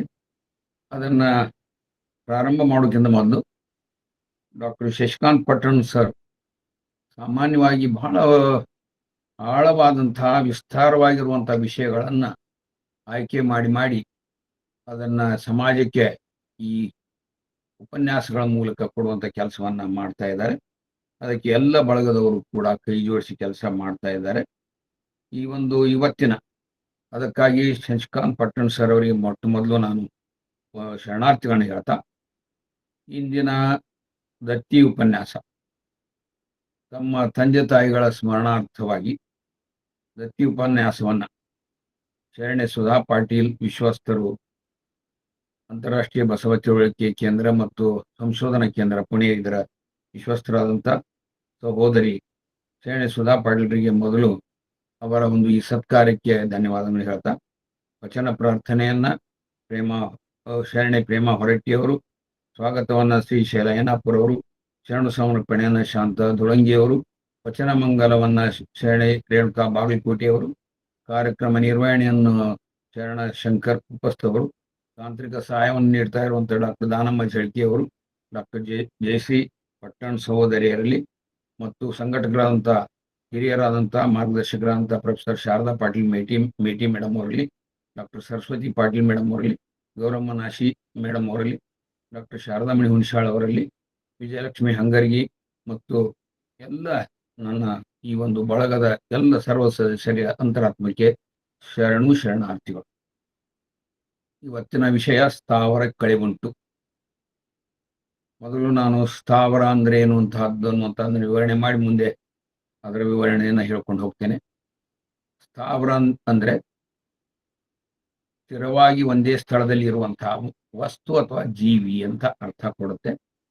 ಸಂಸ್ಕೃತದಲ್ಲಿ ಸ್ಥಾ ಅಂದ್ರೆ ನಿಲ್ಲು, ನೆಲೆಗಳು ಎಂಬ ಧಾತುವಿನಿಂದ ಸ್ಥಾವರ ಎಂಬ ಪದ ಹುಟ್ಕೊಂಡಿದ್ದೆ. ಸ್ಥಾವರ ಪದದ ವೈಜ್ಞಾನಿಕತೆಯನ್ನ ಹೇಳ್ಬೇಕಂದ್ರೆ ಚಲನೆ ಇಲ್ಲ ಎಂಬುದಲ್ಲ. ಸ್ಥಾವರ ಅಂತಂದ್ರೆ ಚಲನೆ ಇಲ್ಲ ಅಂತ ಅನ್ನೋಂಗಿಲ್ಲ, ಆದ್ರೆ ಸ್ವಯಂ ಸ್ಥಳಾಂತರವಾಗದೇ ಇರುವಂತಹ ಸ್ಥಿತಿ ಅಂತ ವೈಜ್ಞಾನಿಕವಾಗಿ ನಾವು ಅರ್ಥೈಸಬಹುದು. ಇನ್ನು ಸ್ಥಾವರ ಮತ್ತು ಜಂಗಮ ವೈಜ್ಞಾನಿಕ ವ್ಯಾಖ್ಯಾನ, ಸ್ಥಾವರ ಅಂದ್ರೆ ರಚನೆ, ಸ್ಟ್ರಕ್ಚರ್, ಪದಾರ್ಥ, ಕಟ್ಟಡ, ರೂಪ ಅಂತ ನಾವು ಅರ್ಥ ಕೊಡ್ತಾರೆ. ಇನ್ನು ಜಂಗಮಕ್ಕೆ ಪ್ರಕ್ರಿಯೆ, ಪ್ರೋಸೆಸ್ ಅಂತ, ಜೀವ, ಮಾಹಿತಿ, ಚೈತನ್ಯ, ನಿರಂತರ ಕ್ರಿಯೆ ಎಂಬ ಅರ್ಥವನ್ನ ಈ ಜಂಗಮಕ್ಕೆ ಕೊಡ್ತಾರೆ. ಇನ್ನು ಸ್ಥಾವರ ಶಬ್ದಕ್ಕೆ ಗುಣವಾಚಕವಾದಂತಹ ಅರ್ಥಗಳು ಚಲಿಸದ, ಅಚಲ, ನಿಶ್ಚಲ, ಶಾಶ್ವತವಾದ, ಸ್ಥಿರವಾದ, ದೀರ್ಘಕಾಲ ಉಳಿಯುವ, ಸ್ವಯಂ ಚಲನೆ ಇಲ್ಲದ, ಕ್ರಿಯೆ ಇಲ್ಲದ, ಪ್ರತಿರೋಧದ ಶಕ್ತಿ ಇಲ್ಲದ, ಜಡ ಸ್ವರೂಪವಾದ, ನಿಷ್ಕ್ರಿಯವಾದಂತಹದ್ದು ಅಂತೇಳಿ ಗುಣವಾಚಕ ಅರ್ಥಗಳನ್ನ ಕೊಡ್ತಾರೆ. ಇನ್ನು ನಾಮರೂಪದ ಅರ್ಥಗಳು ಏನಾದವು ಅಂದ್ರೆ ಚಲಿಸಲು ಸಾಧ್ಯವಾಗದ ವಸ್ತು, ಉದಾಹರಣೆಗಾಗಿ ಮರ, ಬೆಟ್ಟ, ಭೂಮಿ, ಬಂಡೆ ಇತ್ಯಾದಿಗಳು. ಆಮೇಲೆ ಆಸ್ತಿ ರೂಪದ ಅರ್ಥಗಳು ಸ್ಥಿರಾಸ್ತಿ, ಭೂಮಿ, ಮನೆ, ಕಟ್ಟಡ ಮೊದಲಾದ ಅಚಲವಾದಂತಹ ಆಸ್ತಿಗಳು, ಹಣ, ವಾಹನ, ಜಾನುವಾರು ಮುಂತಾದ ಚರಾಸ್ತಿಗಳನ್ನು ಹೀಗೆ ವಿರುದ್ಧವಾಗಿರುವಂತಹ ಅರ್ಥ ಇದು. ಇನ್ನು ಒಂದು ವಿಧದ ಸಸ್ಯಜನ್ಯ ವಿಷಯಕ್ಕೂ ಸ್ಥಾವರ ಅಂತ ಹೇಳ್ತಾರೆ. ಇನ್ನು ದೇವಾಲಯದಲ್ಲಿ ಪ್ರತಿಷ್ಠಾಪಿಸಲಾದಂತಹ ಶಿವಲಿಂಗ, ಕುತ್ತಿಗೆಯಲ್ಲಿ ಧರಿಸಿರುವ ಇಷ್ಟಲಿಂಗಕ್ಕೆ ಭಿನ್ನವಾದಂತಹ ಇದು ಲಿಂಗ, ಇದು ಸ್ಥಾವರ ಲಿಂಗ ಅನ್ನುವಂಥದ್ದು ಅರ್ಥಗಳನ್ನು ಕೊಡ್ತಾರೆ. ಇನ್ನು ಆಯುರ್ವೇದ ವಿಜ್ಞಾನದಲ್ಲಿ ಸಸ್ಯ ಆಧಾರಿತವಾದಂತಹ ರೀತಿಯಲ್ಲಿ ಒಂದೇ ಸ್ಥಳದಲ್ಲಿ ಸ್ಥಿರವಾಗಿರುವ ಸಸ್ಯ ಮೂಲದ ಮರ, ಗಿಡ, ಮೂಲಿಕೆಗಳು ಮತ್ತು ಜೀವ ವಿಭಾಗ ಅಂತ ಅರ್ಥ ಇದೆ. ಸಸ್ಯ ಸಾಮ್ರಾಜ್ಯದಲ್ಲಿ ಇದು ಗಿಡಮೂಲಿಕೆಗಳು, ಮರಗಳು ಮತ್ತು ಔಷಧಿಗಳಿಗೆ ಸಂಬಂಧಿಸಿದಂತಹ ಅರ್ಥವನ್ನು ಕೊಡುತ್ತೆ. ಇನ್ನು ವಿಷ ವಿಭಾಗದಲ್ಲಿ ಸ್ಥಾವರ ವಿಷ ಅಂದ್ರೆ ಸಸ್ಯಗಳಿಂದ ಬರುವಂತಹ ವಿಷಕಾರಿ ವಸ್ತು. ಇನ್ನು ಜಂಗಮ ವಿಷ ಅಂತ ಎರಡು, ಸ್ಥಾವರ ವಿಷ ಮತ್ತು ಜಂಗಮ ವಿಷ ಅಂತ ಅದರಲ್ಲಿ ವಿಷ ವಿಭಾಗದಲ್ಲಿ ಹೇಳ್ತಾರೆ. ಪ್ರಾಣಿಗಳಿಂದ ಬರುವಂತಹ ವಿಷಕ್ಕೆ ಜಂಗಮ ವಿಷ ಅಂತ ಹೇಳ್ತಾರೆ. ಇನ್ನು ವಚನ ಸಾಹಿತ್ಯದಲ್ಲಿ ಸ್ಥಾವರ ಎಂಬುದು ದೇವಾಲಯದಲ್ಲಿರುವಂತಹ ಪ್ರತಿಷ್ಠಿತ ಲಿಂಗ ಅಥವಾ ಚಲಿಸದ ವಸ್ತು. ಸ್ಥಾವರ ಕಳೆಗುಂಟು ಜಂಗಮಕ್ಕ ಅಳಿವಿಲ್ಲ ಎಂಬಲ್ಲಿ ಸ್ಥಾವರ ಎಂದರೆ ನಾಶವಾಗಬಹುದಾದ ಚಲಿಸದ ಬಾಹ್ಯ ವಸ್ತುಗಳನ್ನು, ಪ್ರತಿಷ್ಠಿತ ದೇವಾಲಯದಲ್ಲಿನ ಲಿಂಗವನ್ನು ಇದು ಸೂಚಿಸುತ್ತೆ ನಮ್ಮ ವಚನ ಸಾಹಿತ್ಯದಲ್ಲಿ. ಇನ್ನು ವಿವಿಧ ಧರ್ಮ ತತ್ವಜ್ಞಾನಗಳಲ್ಲಿ ಮೊಟ್ಟ ಮೊದಲನೇದ ಕ್ರಿಶ್ಚಿಯನ್, ಇಸ್ಲಾಂ, ಸಿಖ್ ಧರ್ಮಗಳಲ್ಲಿ ಈ ಪದ ತಾಂತ್ರಿಕವಾಗಿ ಧಾರ್ಮಿಕ ಪದವಾಗಿ ಬಳಕೆಯಲ್ಲಿ ಇಲ್ಲ. ಅದರ ಬದಲಿಗೆ ಸ್ಥಿರತೆ, ಅಚಲತೆ ಅಥವಾ ಸ್ಥಿರಾಸ್ತಿ ಎಂಬ ಸಮಾನಾರ್ಥಕವಾದಂತಹ ಕಲ್ಪನೆಗಳನ್ನು ಮಾತ್ರ ಇದರಲ್ಲಿ ಬೇರೆ ಬೇರೆ ಧರ್ಮಗಳಲ್ಲಿ ಕಂಡುಬರುತ್ತೆ. ಬೌದ್ಧ ಧರ್ಮದಲ್ಲಿ ಏನು ಸಮಾನಾರ್ಥಕವಾದ ಕಲ್ಪನೆಗಳೇನಿದೆ ಅಂದ್ರೆ ಸ್ಥಾವರ ಪದಕ್ಕೆ ಕೆಲವು ಸಂದರ್ಭಗಳಲ್ಲಿ ವಿಶೇಷ ಅರ್ಥವನ್ನು ಕೊಡ್ತಾರೆ. ಸ್ಥಾವರ ಅಂದ್ರೆ ಚಲಿಸಲಾಗದ ವಸ್ತುಗಳು ಅಂದ್ರೆ ಮರಗಳು, ಬೆಟ್ಟಗಳು, ಗಾಳಿ, ಬಂಡೆಗಳು, ಭೂಮಿ ಇವೆಲ್ಲ ಹೇಳಿವೆ. ಆದರೆ ಬೌದ್ಧ ತತ್ವದಲ್ಲಿ ಇವುಗಳು ಅನಿತ್ಯ ಎಂಬ ತತ್ವಕ್ಕೆ ಒಳಪಟ್ಟಿರುವಂತಹದ್ದು. ಅಂದ್ರೆ ಅವು ಸ್ಥಿರವಾಗಿ ಕಾಣಿಸಿದರೂ ಶಾಶ್ವತ ಅಲ್ಲನ್ನುವಂತಹದ್ದನ್ನು ಬೌದ್ಧ ಧರ್ಮದಲ್ಲಿ ಹೇಳ್ತಾರೆ. ಇನ್ನು ಕ್ರಿಶ್ಚಿಯನ್ ಧರ್ಮದಲ್ಲಿ ಆ ಶಬ್ದ ಬಳಕೆಯಲ್ಲಿ ಇಲ್ಲ, ಆದ್ರೆ ಸಮಾನಾರ್ಥಕ ಕಲ್ಪನೆಗಳನ್ನ ಅವ್ರು ಕೊಡ್ತಾರೆ. ಸ್ಥಿರವಾದ ದೇವಾಲಯ ಅಂದ್ರೆ ಚರ್ಚ್ ಬಿಲ್ಡಿಂಗ್, ಸ್ಥಿರವಾದ ಶಿಲೆ ರಾಕ್ ನಂಬಿಕೆಯ ಸಂಕೇತವಾಗಿ ಉಪಯೋಗ ಮಾಡ್ತಾರೆ. ಸ್ಥಿರವಾದ ಅಡಿಪಾಯ ಫೋರ್ಮ್ ಫೌಂಡೇಶನ್ ಅಂತೇಳಿ ಅವ್ರು ಉಪಯೋಗ ಮಾಡ್ತಾರೆ. ಸ್ಥಿರಾಸ್ತಿ ಇಮ್ಮೂವೇಬಲ್ ಪ್ರಾಪರ್ಟಿ ಅನ್ನುವಂಥದ್ದನ್ನ ಈ ಕ್ರೈಸ್ತ ಧರ್ಮದಲ್ಲಿ ಅರ್ಥವನ್ನು ಕೊಡ್ತಾರೆ.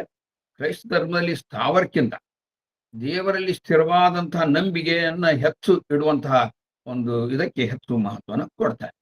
ಇನ್ನು ಇಸ್ಲಾಂ ಧರ್ಮದಲ್ಲಿ ಸಮಾನಾರ್ಥಕ ಕಲ್ಪನೆಗಳೇನಿದೆ ಅಂದ್ರೆ ಮಸೀದಿ ಅಂದ್ರೆ ಸ್ಥಿರ ಆರಾಧನಾ ಸ್ಥಳ, ವಕ್ಫ್ ಧಾರ್ಮಿಕ ಉದ್ದೇಶಕ್ಕಾಗಿ ಮೀಸಲಾದ ಸ್ಥಿರ ಆಸ್ತಿಗಳು, ಸ್ಥಿರ ಭೂಮಿ ಅಥವಾ ಕಟ್ಟಡಗಳು. ಇಲ್ಲಿ ಇಸ್ಲಾಂದಲ್ಲಿ ಅಲ್ಲಾಹು ಯಾವುದೇ ಸ್ಥಳಕ್ಕೆ ಸೀಮಿತನಲ್ಲ ಎಂಬ ನಂಬಿಕೆ ಬಹಳ ಪ್ರಮುಖ ಆಗಿದೆ. ಅಂದ್ರೆ ಅಲ್ಲಾಹ್ ಅಂದ್ರೆ ಪರಮಾತ್ಮ ಎಲ್ಲ ಕಡೆನೂ ಅನ್ನುವಂಥ ನಂಬಿಕೆಯಿಂದ ಅಂತಾರೆ. ಆದರೆ ಈಗೇನು ಮೇಲೆ ಹೇಳಿದಂಥವೆಲ್ಲವು ಅವರು ಸಮಾನಾರ್ಥಕ ಪದಗಳಾಗಿ ಬಳಕೆ ಮಾಡ್ತಾರೆ. ಇನ್ನು ಸಿಖ್ ಧರ್ಮದಲ್ಲಿ ಏನ್ ಮಾಡ್ತಾರೆ ಅಂದ್ರೆ ಗುರುದ್ವಾರ ಅಂದ್ರೆ ಸ್ಥಿರ ಆರಾಧನಾ ಕೇಂದ್ರ, ಭೂಮಿ ಮತ್ತು ಆಸ್ತಿಗಳು, ಜಗತ್ತಿನ ಎಲ್ಲ ವಸ್ತುಗಳಿಗೆ ಅವರು ಸ್ಥಾವರ ಅಂತ ಕರೀತಾರೆ. ಸಿಖ್ ಧರ್ಮ ಏನ್ ಮಾಡ್ತದೆ ಅಂದ್ರೆ ಸ್ಥಿರ ವಸ್ತುಗಳಿಗಿಂತ ದೇವರ ನಾಮಸ್ಮರಣೆ ಮತ್ತು ಹೆಚ್ಚಾಗಿ ಸೇವೆಗೆ ಮಹತ್ವವನ್ನ ಇವರು ಸಿಖ್ ಧರ್ಮವರು ಕೊಡ್ತಾರೆ. ಇನ್ನು ವಿಜ್ಞಾನಕ್ಕೆ ಬರೋಣ. ಸ್ಥಾವರವನ್ನು ಅನ್ನುವಂತಹ ಅರ್ಥವನ್ನ ಭೌತಶಾಸ್ತ್ರದಲ್ಲಿ ಸ್ಥಾವರಕ್ಕೆ ಏನಿದೆ ಅಂದ್ರೆ ಪರ್ವತಗಳು, ಬಂಡೆಗಳು ಸ್ಥಿರವೆಂದು ಕಾಣುತ್ತವೆ. ಆದ್ರೆ ಭೂಮಿಯು ಸೂರ್ಯನ ಸುತ್ತ ತಿರುಗ್ತಾ ಇರುತ್ತೆ. ಸೌರ ವ್ಯೂಹವು ಗ್ಯಾಲಾಕ್ಸಿ ಒಳಗೇನ ಅದು ಚಲಿಸ್ತಾ ಇರ್ತೈತಿ. ಹೀಗಾಗಿ ಪೂರ್ಣ ಸ್ಥಿರತೆ ಅನ್ನುವಂಥದ್ದು ಈ ಪ್ರಕೃತಿಯಲ್ಲಿ ಇಲ್ಲ.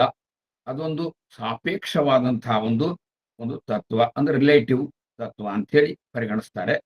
ಇನ್ನು ಪರಿಸರ ವಿಜ್ಞಾನದಲ್ಲಿ ಸ್ಥಾವರ ಅಂದ್ರೆ ಸ್ಥಾವರಗಳು ಆಮ್ಲಜನಕವನ್ನು ನೀಡುತ್ತಾವು, ಕಾರ್ಬನ್ ಡೈಆಕ್ಸೈಡ್ ಅನ್ನ ಹೀರಿಕೊಡ್ತಾವು, ಮಣ್ಣನ್ನು ರಕ್ಷಿಸ್ತಾವು, ಜೀವ ವೈದ್ಯಕ್ಕೆ ಆಶ್ರಯವನ್ನ ನೀಡ್ತಾವು, ಆಹಾರ ಸರಪಳಿಗೆ ಇದು ಮೂಲವಾಗಿದೆವು ಅನ್ನುವಂತಹದ್ದು ಇದು ಪರಿಸರ ವಿಜ್ಞಾನದಲ್ಲಿ ಬರುತ್ತೆ.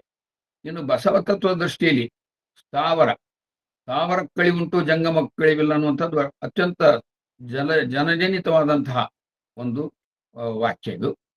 ಸ್ಥಾವರ ಅಂದ್ರೆ ಏನಂದ್ರೆ ಇಲ್ಲಿ ಕಾಲದೊಂದಿಗೆ ನಾಶವಾಗುವ ಭೌತಿಕ ವಸ್ತುಗಳು.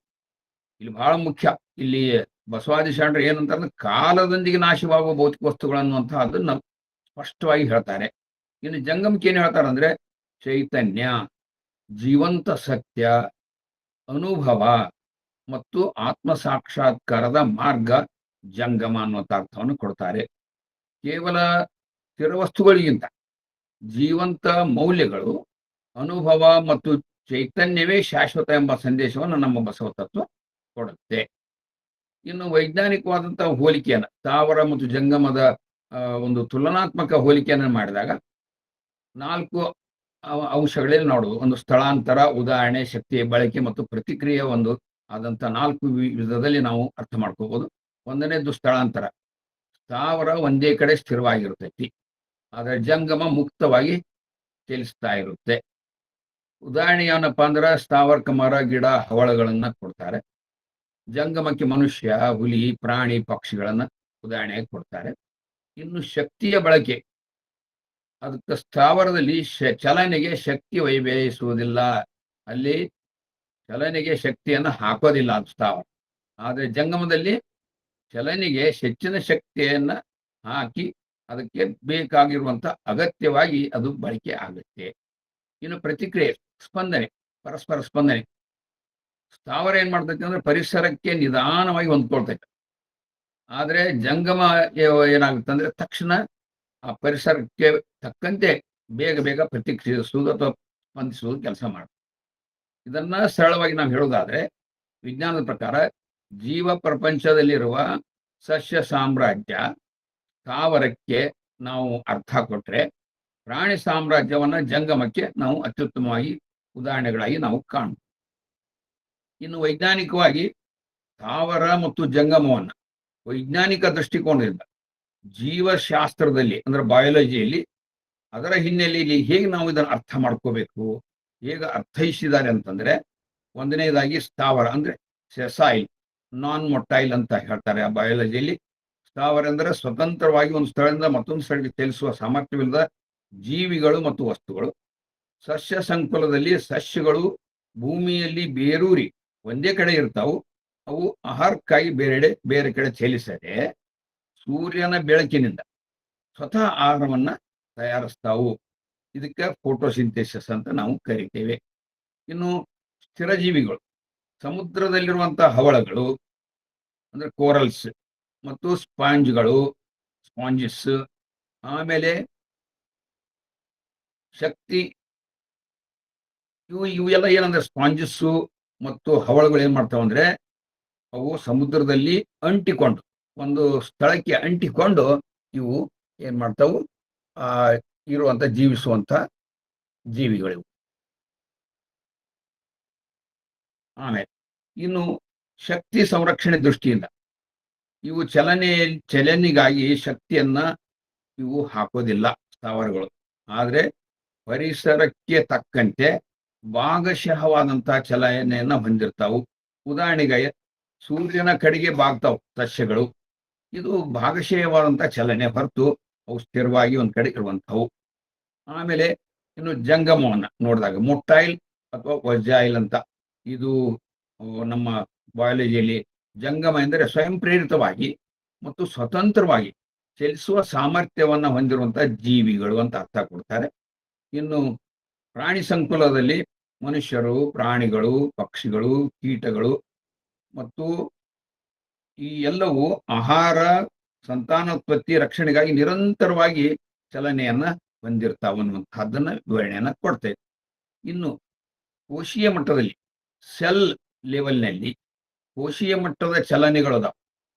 ಅಂದ್ರೆ ಬ್ಯಾಕ್ಟೀರಿಯಾಗಳು ಮತ್ತು ನಮ್ಮ ದೇಹದ ರಕ್ತ ಕಣಗಳನ್ನ ಉದಾಹರಣೆಗೆ ತಗೋಬಹುದು ನಾವು. ಬ್ಯಾಕ್ಟೀರಿಯಾಗಳು ಮತ್ತು ನಮ್ಮ ದೇಹದ ರಕ್ತ ಕಣಗಳು ಕೂಡ ಜಂಗಮ ಗುಣವನ್ನ ಹೊಂದಿರ್ತಾವು. ಇನ್ನು ಅಡಾಪ್ಟಬಿಲಿಟಿ ಅಂದ್ರೆ ಅಳವಡಿಸಿಕೊಳ್ಳುವಂತ ಸಾಮರ್ಥ್ಯ. ಪರಿಸರ ಬದಲಾದಂತೆ ಇವೆಲ್ಲ ಏನಾಗ್ತೈತೆ ಅಂದ್ರೆ ಬೇರೆಡೆಗೆ ಅವು ವಾತಾವರಣಕ್ಕೆ ಹೊಂದಾಣಿಕೆ ಆಗುವ ಸಲುವಾಗಿ ವಲಸೆ ಹೋಗುವಂತಹ ಮೂಲಕ ಬದುಕುಳಿಯುವ ಸಾಧ್ಯತೆಯನ್ನು ತಮ್ಮಲ್ಲಿ ಹೆಚ್ಚು ಮಾಡಿಕೊಳ್ಳಲಿಕ್ಕೆ ಅವು ಒಂದ್ ಕಡೆಯಿಂದ ಒಂದ್ ಕಡೆ ಸಂಚರಿಸ್ತಾವು. ಇನ್ನು ಸ್ಥಾವರ ಮತ್ತು ಜಂಗಮ ಪರಿಕಲ್ಪನೆಗಳನ್ನ ಭೌತ ವಿಜ್ಞಾನ ಮತ್ತು ಜೀವಕೋಶ ಮಟ್ಟದಲ್ಲಿ, ಭೌತ ವಿಜ್ಞಾನ ಆಧಾರಿತವಾಗಿ ಜೀವಕೋಶಗಳ ಮಟ್ಟದಲ್ಲಿ ವ್ಯತ್ಯಾಸ ಏನಿರ್ತೈತಿ ಅಂದ್ರೆ ಸೆಲ್ಯುಲರ್ ಲೆವೆಲ್ನಲ್ಲಿ ಜೀವಕೋಶಗಳ ರಚನೆ ಮತ್ತು ಅವುಗಳ ಒಳಗಿನ ಪ್ರಕ್ರಿಯೆಗಳು ಜೀವಿಗಳು ಸ್ಥಾವರ ಅಥವಾ ಜಂಗಮ ಆಗಿರುವುದನ್ನು ನಿರ್ಧರಿಸ್ತಾವು.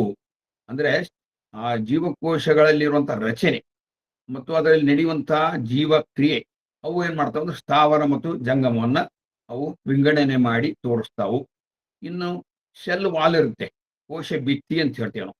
ಸ್ಥಾವರ ಜೀವಿಗಳಾದಂತಹ ಸಸ್ಯಗಳ ಜೀವಕೋಶಗಳ ಸುತ್ತ ಸೆಲ್ಯುಲೋಸ್ ಅನ್ನುವಂತಹ ಮಾಡಲ್ಪಟ್ಟ ಒಂದು ದೃಢವಾದಂತಹ ಗಟ್ಟಿಯಾದಂತಹ ಕೋಶ ಭಿತ್ತಿ ಇರ್ತೈತಿ. ಆದ್ರೆ ಅದೇ ಜೀವಕೋಶಕ್ಕೆ ನಿರ್ದಿಷ್ಟ ಆಕಾರ ನೀಡಿ ಅವು ಒಂದೇ ಕಡೆ ಸ್ಥಿರವಾಗಿರಲು ಆ ಕೋಶ ಭಿತ್ತಿ ನೆರವನ್ನ ಕೊಡುತ್ತೆ. ಇನ್ನು ಜಂಗಮ ಜೀವಿಗಳಾದ ಪ್ರಾಣಿ ಜೀವಕೋಶಗಳಲ್ಲಿ, ಇದು ಜಂಗಮ ಜೀವಿಗಳ ಪ್ರಾಣಿ ಕೋಶಗಳಲ್ಲಿ ಏನು ಹೇಳ್ತಾರಂದ್ರೆ ಕೋಶ ಭಿತ್ತಿ ಇರುವುದಿಲ್ಲ, ಕೇವಲ ಮೃದುವಾದ ಕೋಶ ಪೊರೆ ಸೆಲ್ ಮೆಂಬ್ರೇನ್ ಇರುತ್ತೆ. ಹೀಗಿರೋದ್ರಿಂದ ಇವು ದೇಹವನ್ನು ಚಲನೆಗೆ ಅಗತ್ಯ ಇರುವಂತೆ ಪೂರಕವಾಗಿ ನಮ್ಮೆ ಅಂದ್ರೆ ಫ್ಲೆಕ್ಸಿಬಲ್ ಆಗಿ ಅವು ವರ್ತನೆ ಮಾಡುವಂತ ಗುಣಗಳನ್ನ ಹೊಂದಿರ್ತಾವು. ಇನ್ನು ಚಲನಾಂಗ ಅಂಶಗಳು ಅಂದ್ರೆ ಲೋಕೋಮೋಟರ್ ಟಿಶ್ಯೂ, ಶೀಲಿಯಾ ಮತ್ತು ಫ್ಲಾಜಿಲ್ಲಾದಲ್ಲಿ ಜಂಗಮ ಗುಣ ಹೊಂದಿರುವಂತಹ ಏಕಕೋಶ ಜೀವಿಗಳಲ್ಲಿ, ಉದಾಹರಣೆಗಾಗಿ ಬ್ಯಾಕ್ಟೀರಿಯಾ ಮತ್ತು ಅಮೀಬಾ, ಚಲನೆಗಾಗಿ ಫ್ಲಾಜಿಲ್ಲಾ ಅಥವಾ ಶಿಲಿಯಾಗಳಂತಹ ಸಣ್ಣ ಕೂದಲಿನಂತಹ ರಚನೆಗಳನ್ನು ಹೊಂದಿರ್ತಾವು. ಇವು ಮೋಟಾರ್ಗಳಂತೆ ಕೆಲಸ ಮಾಡಿ ಜೀವಕೋಶಗಳನ್ನ ಚಲನೆಗೆ ಸಹಾಯವನ್ನ ಮಾಡ್ತಾವು. ಇನ್ನು ಕೋಶ ಕೇಂದ್ರ ಮತ್ತು ಕೋಶೀಯ ಅಸ್ಥಿಪಂಜರ, ನ್ಯೂಕ್ಲಿಯಸ್ ಅಂಡ್ ಸೈಟೋಸ್ಕೆಲಿಟನ್ ದಲ್ಲಿ ಜಂಗಮ ಜೀವಕೋಶಗಳಲ್ಲಿ ಸೂಕ್ಷ್ಮ ತಂತುಗಳು ಅಂದ್ರೆ ಮೈಕ್ರೋಫಿಲಮೆಂಟ್ಸ್ ನಿರಂತರವಾಗಿ ತಮ್ಮ ರೂಪವನ್ನು ಬದಲಾಯಿಸ್ತಾ ಜೀವಕೋಶವು ಒಂದು ಕಡೆಯಿಂದ ಇನ್ನೊಂದು ಕಡೆಗೆ ಚಲಿಸಲಿಕ್ಕೆ ಅವು ಅನುಕೂಲ ಮಾಡಿಕೊಡ್ತಾವು. ಅದಕ್ಕೆ ಅಮೀಬಾಯ್ಡ್ ಮೂವ್ಮೆಂಟ್ ಅಂತ ಹೇಳ್ತಾರೆ. ಆಮೇಲೆ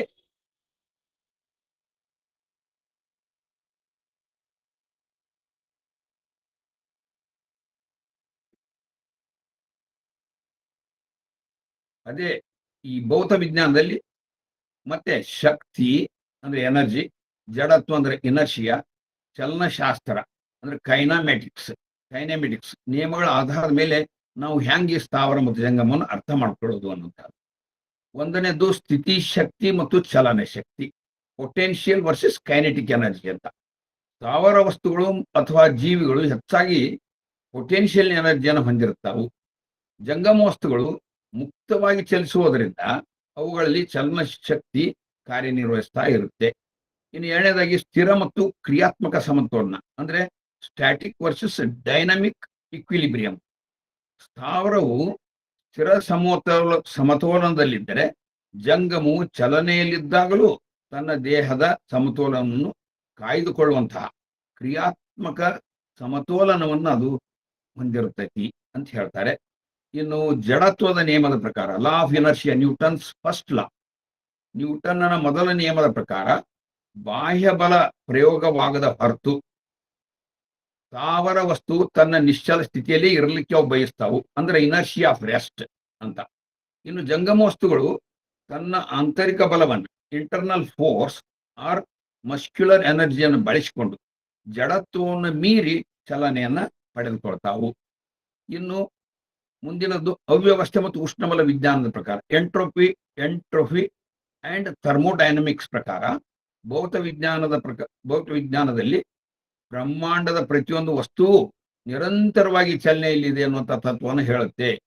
ಸ್ಥಾವರ ವಸ್ತುವಿನ ಹೊರನೋಟ ಸ್ಥಿರವಾಗಿದ್ದರೂ ಅದರೊಳಗಿನ ಪರಮಾಣುಗಳು, ಅಟಮ್ಸ್ ಮತ್ತು ಅಣುಗಳು ನಿರ್ದಿಷ್ಟ ತಾಪಮಾನದಲ್ಲಿ ಕಂಪಿಸುತ್ತವೆ, ಅಂದ್ರೆ ಥರ್ಮಲ್ ವೈಬ್ರೇಷನ್ ಅವಕ್ಕೆ ಇರುತ್ತೆ. ಅಂದ್ರೆ ಕ್ವಾಂಟಮ್ ಮಟ್ಟದಲ್ಲಿ ಸಂಪೂರ್ಣ ಸ್ಥಾವರ ಎಂಬುದು ಅಸಾಧ್ಯ, ಎಲ್ಲವೂ ಜಂಗಮವೇ ಆಗಿದೆ ಅನ್ನುವಂಥದ್ದನ್ನ ನಾವಿಲ್ಲಿ ಅದು ವಿಜ್ಞಾನ ಹೇಳುತ್ತೆ. ಇಲ್ಲಿ ಒಂದು ಗಮನಿಸಬೇಕು, ಇದನ್ನ ನೋಡಿದ್ರೆ, ನಾವು ಈ ವಿವರಣೆಯನ್ನ ನೋಡಿದ್ರೆ, ವಿಜ್ಞಾನ ಹೇಳೋದನ್ನ ನೋಡಿದ್ರೆ, ಬಸವಣ್ಣನವರು ಜಂಗಮಕ್ಕೆ ಎಷ್ಟು ಮಹತ್ವ ಕೊಟ್ಟರು ಅನ್ನುವಂಥದ್ದು ಈ ಕಾರಣದಿಂದಾಗಿ. ಅಂದ್ರೆ ಜಗತ್ತಿನಲ್ಲಿರುವಂತಹದ್ದು ಎಲ್ಲವೂ ಜಂಗಮ, ಆದರೆ ಸ್ಥಾವರ ಮತ್ತು ಜಂಗಮದ ವಿಭಿನ್ನವಾದಂತಹ ಗುಣಲಕ್ಷಣಗಳಿದ್ರೂ ಕೂಡ ಅವರು ಜಂಗಮದಕ್ಕೆ ಹೆಚ್ಚು ಒತ್ತು ಕೊಟ್ಟು ವಿಶೇಷತೆಯನ್ನು ಹೇಳಿದ್ರಲ್ಲ, ಈ ಎಲ್ಲ ನಿಯಮಗಳು ಅದಕ್ಕೆ ಬಸವಣ್ಣನವರ ಒಂದು ತತ್ವಗಳಿಗೆ ಅವು ಸಪೋರ್ಟಿವ್ ಆಗಿ ಮತ್ತು ಬೆಂಬಲವಾಗಿ ಅದಾವು ಅನ್ನುವಂಥದ್ದನ್ನು ನಾವು ಇಲ್ಲಿ ಕಂಡುಕೋಬಹುದು. ಇನ್ನು ಭೌತ ವಿಜ್ಞಾನದ ಪ್ರಕಾರ ಬ್ರಹ್ಮಾಂಡ ಪ್ರತಿಯೊಂದು ವಸ್ತು ನಿರಂತರವಾಗಿ ಚಲನೆಯಲ್ಲಿರ್ತಾವು. ಸ್ಥಾವರ ವಸ್ತುವಿನ ಅದನ್ನು ಈಗ ಅಲ್ಲಿ ಹೇಳ್ಬಿಟ್ಟಿದ್ದೀನಿ. ಇದು ಒಟ್ಟಾರೆ ಏನಪ್ಪಾ ಅಂದ್ರೆ ಶಕ್ತಿಯ ಅತಿ ಸೂಕ್ಷ್ಮ ಘಟಕದ ಅಂದ್ರೆ ಕ್ವಾಂಟಮ್ ಮಟ್ಟದಲ್ಲಿ ಸಂಪೂರ್ಣ ಸ್ಥಾವರ ಎಂಬುದು ಅಸಾಧ್ಯ, ಎಲ್ಲವೂ ಜಂಗಮವಾಗಿದೆ ಅನ್ನುವಂಥದ್ದನ್ನ ವಿಜ್ಞಾನ ಹೇಳುತ್ತೆ. ಇನ್ನು ಭೂಮಿ ರಕ್ಷಣೆ, ಪರಿಸರ ರಕ್ಷಣೆ, ಚರಾಚರ ದ್ರವ್ಯಗಳ ರಕ್ಷಣೆಯಲ್ಲಿ, ಜೀವ ಜಗತ್ತಿನ ರಕ್ಷಣೆಯಲ್ಲಿ ಸ್ಥಾವರ ಮತ್ತು ಜಂಗಮಗಳ ಪಾತ್ರವನ್ನು ನಾವು ಸ್ವಲ್ಪ ಅವಲೋಕನೆ ಮಾಡೋಣ. ಭೂಮಿ, ಪರಿಸರ ಮತ್ತು ಜೀವ ಜಗತ್ತಿನ ರಕ್ಷಣೆಯಲ್ಲಿ ಒಂದನೇದ್ದು ಸ್ಥಾವರ, ಸಸ್ಯ ಸಂಕುಲ ಮತ್ತು ಸ್ಥಿರ ಪ್ರಕೃತಿ ಅಂತ ಹೇಳಿ ಒಂದನೇದ್ದು. ಎರಡನೇದ್ದು ಜಂಗಮ, ಪ್ರಾಣಿ ಸಂಕುಲ ಮತ್ತು ಚಲನಶೀಲ ಜೀವಿಗಳು ಅಂತ ಹೇಳಿ ವಿಂಗಡಣೆ ಮಾಡ್ತಾರೆ. ಎರಡೂ ಪರಸ್ಪರ ಪೂರಕವಾಗಿ ಅತ್ಯಂತ ಪ್ರಮುಖವಾದಂತ ಪಾತ್ರವನ್ನ ವಹಿಸ್ತಾವು. ಇವೆರಡರ ಸಮತೋಲನವೇ ಭೂಮಿಯ ಜೀವ ವೈದ್ಯದ ಉಸಿರು ಅನ್ನುವಂತಹದ್ದನ್ನ ಈ ಭೂಮಿ ಸಂರಕ್ಷಣಾ ವಿಜ್ಞಾನದಲ್ಲಿ ಹೇಳ್ತಾರೆ. ಇನ್ನು ಸ್ಥಾವರ ಕಳಿಗುಂಟು ಅನ್ನುವಂತಹದ್ದನ್ನ ನಾವು ಸ್ವಲ್ಪ ಆಳವಾಗಿ ಸೈದ್ಧಾಂತಿಕವಾಗಿ ನಾವು ವಿವರಣೆಯನ್ನ ನೋಡಿದ್ರೆ, ಬಸವಣ್ಣನವರ ರಚನೆಗಳಿಗೆ ಬರುವಂತಹ ಸ್ಥಾವರ ಎಂಬ ಪರಿಕಲ್ಪನೆ ಏನಿದೆಯಲ್ಲ, ಅದು ಒಂದು ಕೇವಲ ಭೌತಿಕ ಪದ ಅಲ್ಲ. ಅದು ಒಂದು ಅಗಾಧವಾದ ದಾರ್ಶನಿಕ ಮತ್ತು ತತ್ವ ಸೈದ್ಧಾಂತಿಕ ಆಯಾಮವನ್ನು ಹೊಂದಿರುವಂತಹ ಚಿಂತನೆಯಾಗಿದೆ ಅನ್ನುವಂಥದ್ದನ್ನು ನಾವು ತಿಳಿಬೇಕಾಗುತ್ತೆ. ಇನ್ನು ಒಂದನೇದ್ದು, ಆ ಸ್ಥಾವರದ ತಾತ್ವಿಕ ಅರ್ಥಗಳನ್ನ ನಾವು ನೋಡಿದಾಗ, ಭೌತಿಕ ಜಡತ್ವ.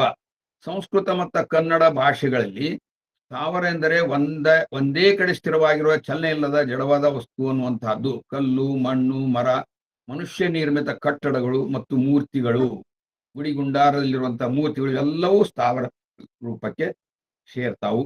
ಇನ್ನ ನಶ್ವರತೆಯ ಪ್ರತೀಕ ಎರಡನೇದ್ದು, ಕಾಲದ ಪ್ರವಾಹಕ್ಕೆ ಸಿಕ್ಕು ಬದಲಾಗದೆ ಉಳಿಯುವ ವಸ್ತು ಅಂದ್ರೆ ಅದು ಸ್ಥಾವರ. ಈ ಸೃಷ್ಟಿಯಲ್ಲಿ ಯಾವುದೂ ಇಲ್ಲ ಅಂದ್ರೆ ಸ್ಥಾವರವೆಂದರೆ ಸೃಷ್ಟಿಯ ಆದಿ ಅಂತ್ಯಗಳ ಮಿತಿಗೆ ಒಳಪಟ್ಟಿರುವಂತಹ ಭೌತಿಕ ಅಸ್ತಿತ್ವ ಅಂತ ಹೇಳಿ ಇದನ್ನ ಅರ್ಥೈಸ್ತಾರೆ. ಆಮೇಲೆ ಮೂರನೇದಾಗಿ ಭೌತಿಕ ನಶ್ವರತೆಯ ಸಿದ್ಧಾಂತ, ಥಿಯರಿ ಆಫ್ ಇಂಪರ್ಮನೆನ್ಸ್. ಅನಿತ್ಯತೆ ಅಥವಾ ನಶ್ವರತೆಯ ಪ್ರಕೃತಿಯ ಮೂಲ ನಿಯಮ ಇದು. ಅನಿತ್ಯತೆ ಅನ್ನುವಂಥದ್ದು, ಇಂಪರ್ಮನೆನ್ಸ್ ಅನ್ನುವಂಥದ್ದು ಈ ಪ್ರಕೃತಿಯ ಒಂದು ಸಹಜ ನ್ಯಾಚುರಲ್ ಒಂದು ತತ್ವ ಸಿದ್ಧಾಂತ. ಸ್ಥಾವರ ಕಳಿವುಂಟು ಎಂಬುದು ಏನಂತಂದ್ರೆ ಭೌತಿಕ ಜಗತ್ತಿನ ಸತ್ಯವಾಗಿದೆ. ಕಣ್ಣಿಗೆ ಕಾಣುವ ಕಲ್ಲು, ಮಣ್ಣು ಮತ್ತು ಯಾವುದೇ ಭೌತಿಕ ಆಕೃತಿ ಇರಲಿ, ಅವೆಲ್ಲ ಕಾಲಕ್ರಮೇಣ ಸವಿತಾ ಹೋಗುತ್ತೆ, ಚಿಕ್ಕದಾಗ್ಕೊಂತ ಹೋಗ್ತಾವು, ಸವಿತಾವು, ಅವಕ್ಕೆಲ್ಲ ಸವಕಳಿ ಇದೆ, ಮುರಿದು ಹೋಗ್ತಾವು, ಆಮೇಲೆ ರೂಪದಲ್ಲಿ ಬದಲಾವಣೆಯನ್ನು ಹೊಂದ್ತಾವು. ಅಂದರೆ ಅಳಿವು ಮತ್ತು ವಿನಾಶ ಎಂಬುದು ಸ್ಥಾವರದ ಸ್ವಾಭಾವಿಕವಾದಂಥ ಗುಣಲಕ್ಷಣವಾಗಿದೆ. ಇನ್ನು ಸೀಮಿತ ಬಾಹ್ಯ ಆಚರಣೆಗೆ ದೃಷ್ಟಿಕೋನದಿಂದ ದಾರ್ಶನಿಕ ನೆಲೆಯಲ್ಲಿ ಸ್ಥಾವರವನ್ನು ಮಾತ್ರ ನಂಬುವುದು ಅಥವಾ ಕೇವಲ ಬಾಹ್ಯವಾಗಿ ಕಲ್ಲು ಮಣ್ಣುಗಳ ಕೂಡಿದಂತ ಆರಾಧನೆಗೆ ಸೀಮಿತಗೊಳ್ಳುವುದರಿಂದ ಏನಾಗುತ್ತಂದ್ರೆ ಸತ್ಯದ ಪೂರ್ಣ ದರ್ಶನ ನಮಗೆ ಆಗೋದಿಲ್ಲ ಅನ್ನುವಂತಹದ್ದು ಸತ್ಯವನ್ನು ನಾವು ತಿಳ್ಕೋಬೇಕು. ಭೌತಿಕವಾದಂತಹ ಸ್ಥಿರವಾಗಿರುವಂತಹ ವಸ್ತುಗಳಿಗೆ ಅದರದೇ ಆದಂತಹ ಮಿತಿಗಳದಾವು.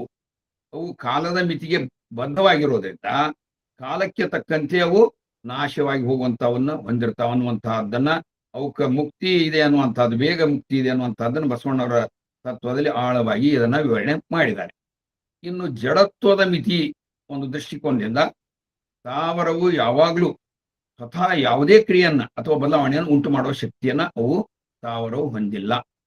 ಅದು ಸಂಪೂರ್ಣವಾಗಿ ಬಾಹ್ಯ ಪ್ರಭಾವಗಳಿಂದ ಕಾಲದ ಗತಿಗೆ ಒಳಪಟ್ಟು ಇರ್ತವೆ ಹೊರತು ಅವು ಸ್ವತಂತ್ರವಾಗಿ ಪ್ರಭಾವವನ್ನು ಬೀರುವಂತಹ ಶಕ್ತಿ ಇಲ್ಲ.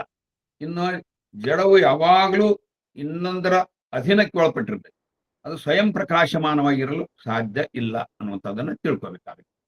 ಇನ್ನು ದಾರ್ಶನಿಕವಾದಂತಹ ಒಂದು ಮತ್ತು ದಾರ್ಶನಿಕ ಮತ್ತು ಸಾಂಸ್ಕೃತಿಕ ನೆಲೆಯಲ್ಲಿ ನೋಡೋದಾದ್ರೆ ಮೂಢನಂಬಿಕೆಗಳ ಖಂಡನೆ ಅನ್ನುವಂತಹ ದೃಷ್ಟಿಕೋನದಿಂದ ಕೇವಲ ಕಲ್ಲನ್ನು ದೇವರೆಂದು ನಂಬಿ ಅದಕ್ಕೆ ಸರ್ವಸ್ವವೆಂದು ಭಾವಿಸುವ ಬಾಹ್ಯ ಪೂಜಾ ವಿಧಾನಗಳನ್ನು ತಿರಸ್ಕರಿಸಲು ಈ ಪರಿಕಲ್ಪನೆ ಅಡಿಪಾಯವಾಗಿದೆ ಅನ್ನುವಂಥದ್ದು. ಇದು ಬಹಳ ಅಂದ್ರೆ ನಮ್ಮ ವಚನ ಸಾಹಿತ್ಯದಲ್ಲಿ ಬರೋದು ಇದೇ ಪ್ರಮುಖವಾದಂಥದ್ದು. ಇನ್ನು ದೇವರು ಅಥವಾ ಸತ್ಯವು ಕೇವಲ ಭೌತಿಕ ಸ್ಥಾವರ ವಸ್ತುಗಳಲ್ಲಿ ಬಂದಿಯಾಗಲು ಸಾಧ್ಯವಿಲ್ಲ ಎಂಬ ಕ್ರಾಂತಿಕಾರಿ ವಿಚಾರವನ್ನ ನಮ್ಮ ಬಸವ ತತ್ವ, ದಾರ್ಶನಿಕ ತತ್ವ ನಮ್ಗೆ ತಿಳಿಸುತ್ತೆ. ಇನ್ನು ಮುಂದಿನ ವಿಷಯದ ದೃಷ್ಟಿಕೋನ, ಕಾಲದ ಅಸಾಧಾರಣ ಶಕ್ತಿಯ ಅನಾವರಣ. ಕಾಲ ಏನಪ್ಪಾ ಅಂದ್ರೆ ಎಲ್ಲ ಭೌತಿಕ ಸ್ವರೂಪಗಳನ್ನ ಅಂದ್ರೆ ಸ್ಥಾವರವನ್ನ ನಾಶ ಮಾಡುತ್ತೆ ಎಂಬ ಸತ್ಯವನ್ನ ಅದು ನೆನಪಿಸಿಕೊಡ್ತಾ ಇತ್ತು ನಮ್ಗ. ಆಮೇಲೆ ಮನುಷ್ಯನು ಬಾಹ್ಯವಾಗಿ ಕಾಣುವ ನಶ್ವರ ವಸ್ತುಗಳ ಮೋಹದಿಂದ ಹೊರಬಂದು ಆಂತರಿಕವಾದಂತಹ ಸತ್ಯದ ಕಡೆಗೆ ಗಮನ ಹರಿಸಬೇಕು ಎನ್ನುವಂತಹ ನೈತಿಕವಾದಂತಹ ಮತ್ತು ಆಧ್ಯಾತ್ಮಿಕ ಎಚ್ಚರಿಕೆಯನ್ನ ಈ ಸಿದ್ಧಾಂತ ನಮ್ಗ ನೀಡ್ತೈತಿ. ಇನ್ನು ಭೌತಿಕ ನಶ್ವರತೆ ಮತ್ತು ಕಾಲಗಳ ಪ್ರಭಾವ. ಈಗಾಗಲೇ ನಾನು ಇದನ್ನ ವಿವರಣೆ ಮಾಡಿದ್ದೀನಿ. ಕಲ್ಲು, ಮಣ್ಣು, ಲೋಹ ಇವೆಲ್ಲವೂ ಏನಪ್ಪಾ, ಮೂರ್ತಿ, ಕಟ್ಟಡ ಇವೆಲ್ಲ ಏನಂದ್ರೆ ದೇವಸ್ಥಾನಗಳು ಏನಪ್ಪಾ ಅಂದ್ರೆ ಅವು ಕಾಲದ ಚಕ್ರಕ್ಕೆ ಸಿಕ್ಕು ಅಳೆದು ಹೋಗುವಂಥವು.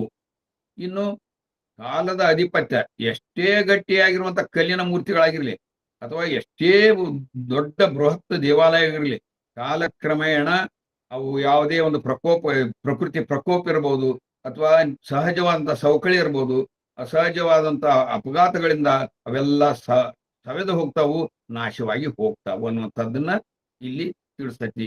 ಇದು ಏನಪ್ಪಾ ಅಂದ್ರೆ ಇದು ಪ್ರಕೃತಿಯ ಅಚಲ ನಿಯಮ ಅನ್ನುವಂಥದ್ದರಲ್ಲಿ ಇದನ್ನ ಹೇಳ್ತಾರೆ. ಇನ್ನು ಬಾಹ್ಯ ಆರಾಧನೆ ಮತ್ತು ಆಕಾರದ ಮಿತಿ ಅಂದ್ರೆ limitation of form and rituals. ಈ ದೃಷ್ಟಿಕೋನದಲ್ಲಿ ರೂಪಕ್ಕೆ ಅಂಟಿಕೊಂಡ ಅರಿವು ಅಂದ್ರೆ ಕಲ್ಲು, ತಾಮ್ರ, ಬೆಳ್ಳಿ, ಬಂಗಾರಗಳಿಂದ ಪ್ರತಿಮೆಗಳನ್ನ ಮಾಡಿ ನಾವು ಅದಕ್ಕೆ ಆ ರೂಪಕ್ಕೆ ಅಂಟುಕೊಂಡ್ರೆ ಏನಾಗುತ್ತೆ ಅಂದ್ರೆ ನಮ್ಮ ಅರಿವಿನ ಮಟ್ಟ ಸೀಮಿತ ಆಗುತ್ತೆ. ಅಂದ್ರೆ ಸತ್ಯ ಅಥವಾ ಪರಮಾತ್ಮ ಎಂಬುದು ಯಾವಾಗಲೂ ರೂಪ ಅಥವಾ ಆಕಾರಕ್ಕೆ ಶುಲ್ಕದ ಅನಂತವಾದಂತ ಚೈತನ್ಯ ಅನ್ನುವಂಥದ್ದನ್ನು ನಾವು ಸತ್ಯವನ್ನ ತಿಳ್ಕೋಬೇಕಾಗುತ್ತೆ. ಈ ಸಿದ್ಧಾಂತದಲ್ಲಿ ಅದನ್ನು ವಿವರಣೆ ಮಾಡ್ತಾರೆ. ಇನ್ನು ಅದರಲ್ಲಿನೇ ಎರಡನೇದ್ದು ಮೂರ್ತಿ ಪೂಜೆಯ ಸಾಂಕೇತಿಕತೆ ಅನ್ನುವಂಥದ್ದು. ಸ್ಥಾವರ ಪೂಜೆ ಏನಾಗ್ತಂದ್ರೆ ಆರಂಭದ ಹಂತದಲ್ಲಿ ಸಾಧಕರಿಗೆ ಅದೊಂದು ಆಕರ್ಷಣೆ ಅನಿಸ್ಬಹುದು, ಆಧಾರ ಆಗ್ಬಹುದು, ಆದ್ರೆ ಅದು ಅಂತಿಮವಾಗಿ ಸತ್ಯ ಅಲ್ಲ. ಆಕಾರಕ್ಕೆ ಅಂಟಿಕೊಳ್ಳುವುದರಿಂದ ಅರಿವು ಏನಾಗ್ತೈತಿ ಅಂದ್ರೆ ಅದು ಕೂಗ್ತೈತಿ, ಸಂಕುಚಿತವಾಗ್ತೈತಿ ಅನ್ನುವಂಥದ್ದನ್ನು ಸತ್ಯ ತಿಳ್ಕೋಬೇಕು. ಆಕಾರಕ್ಕೆ ಏನಾಗುತ್ತಂದ್ರೆ ನಾವು ಅಂಟ್ಕೊಂಡ್ವಿ ಅಂತ ತಿಳ್ಕೊರಿ, ಮೂರ್ತಿ ಪೂಜೆಗೆ ಅಂಟ್ಕೊಂಡ್ವಿ ಅಂದ್ರೆ ನಮ್ಮ ಅರಿವಿನ ಮಟ್ಟ ಸಂಕುಚಿತ ಆಗುತ್ತೆ. ಇನ್ನು ಮಾನಸಿಕ ಜಡತ್ವ, ಕೇವಲ ಭೌತಿಕ ವಸ್ತುಗಳು ಮಾತ್ರ ಅಷ್ಟೇ ಅಲ್ಲ.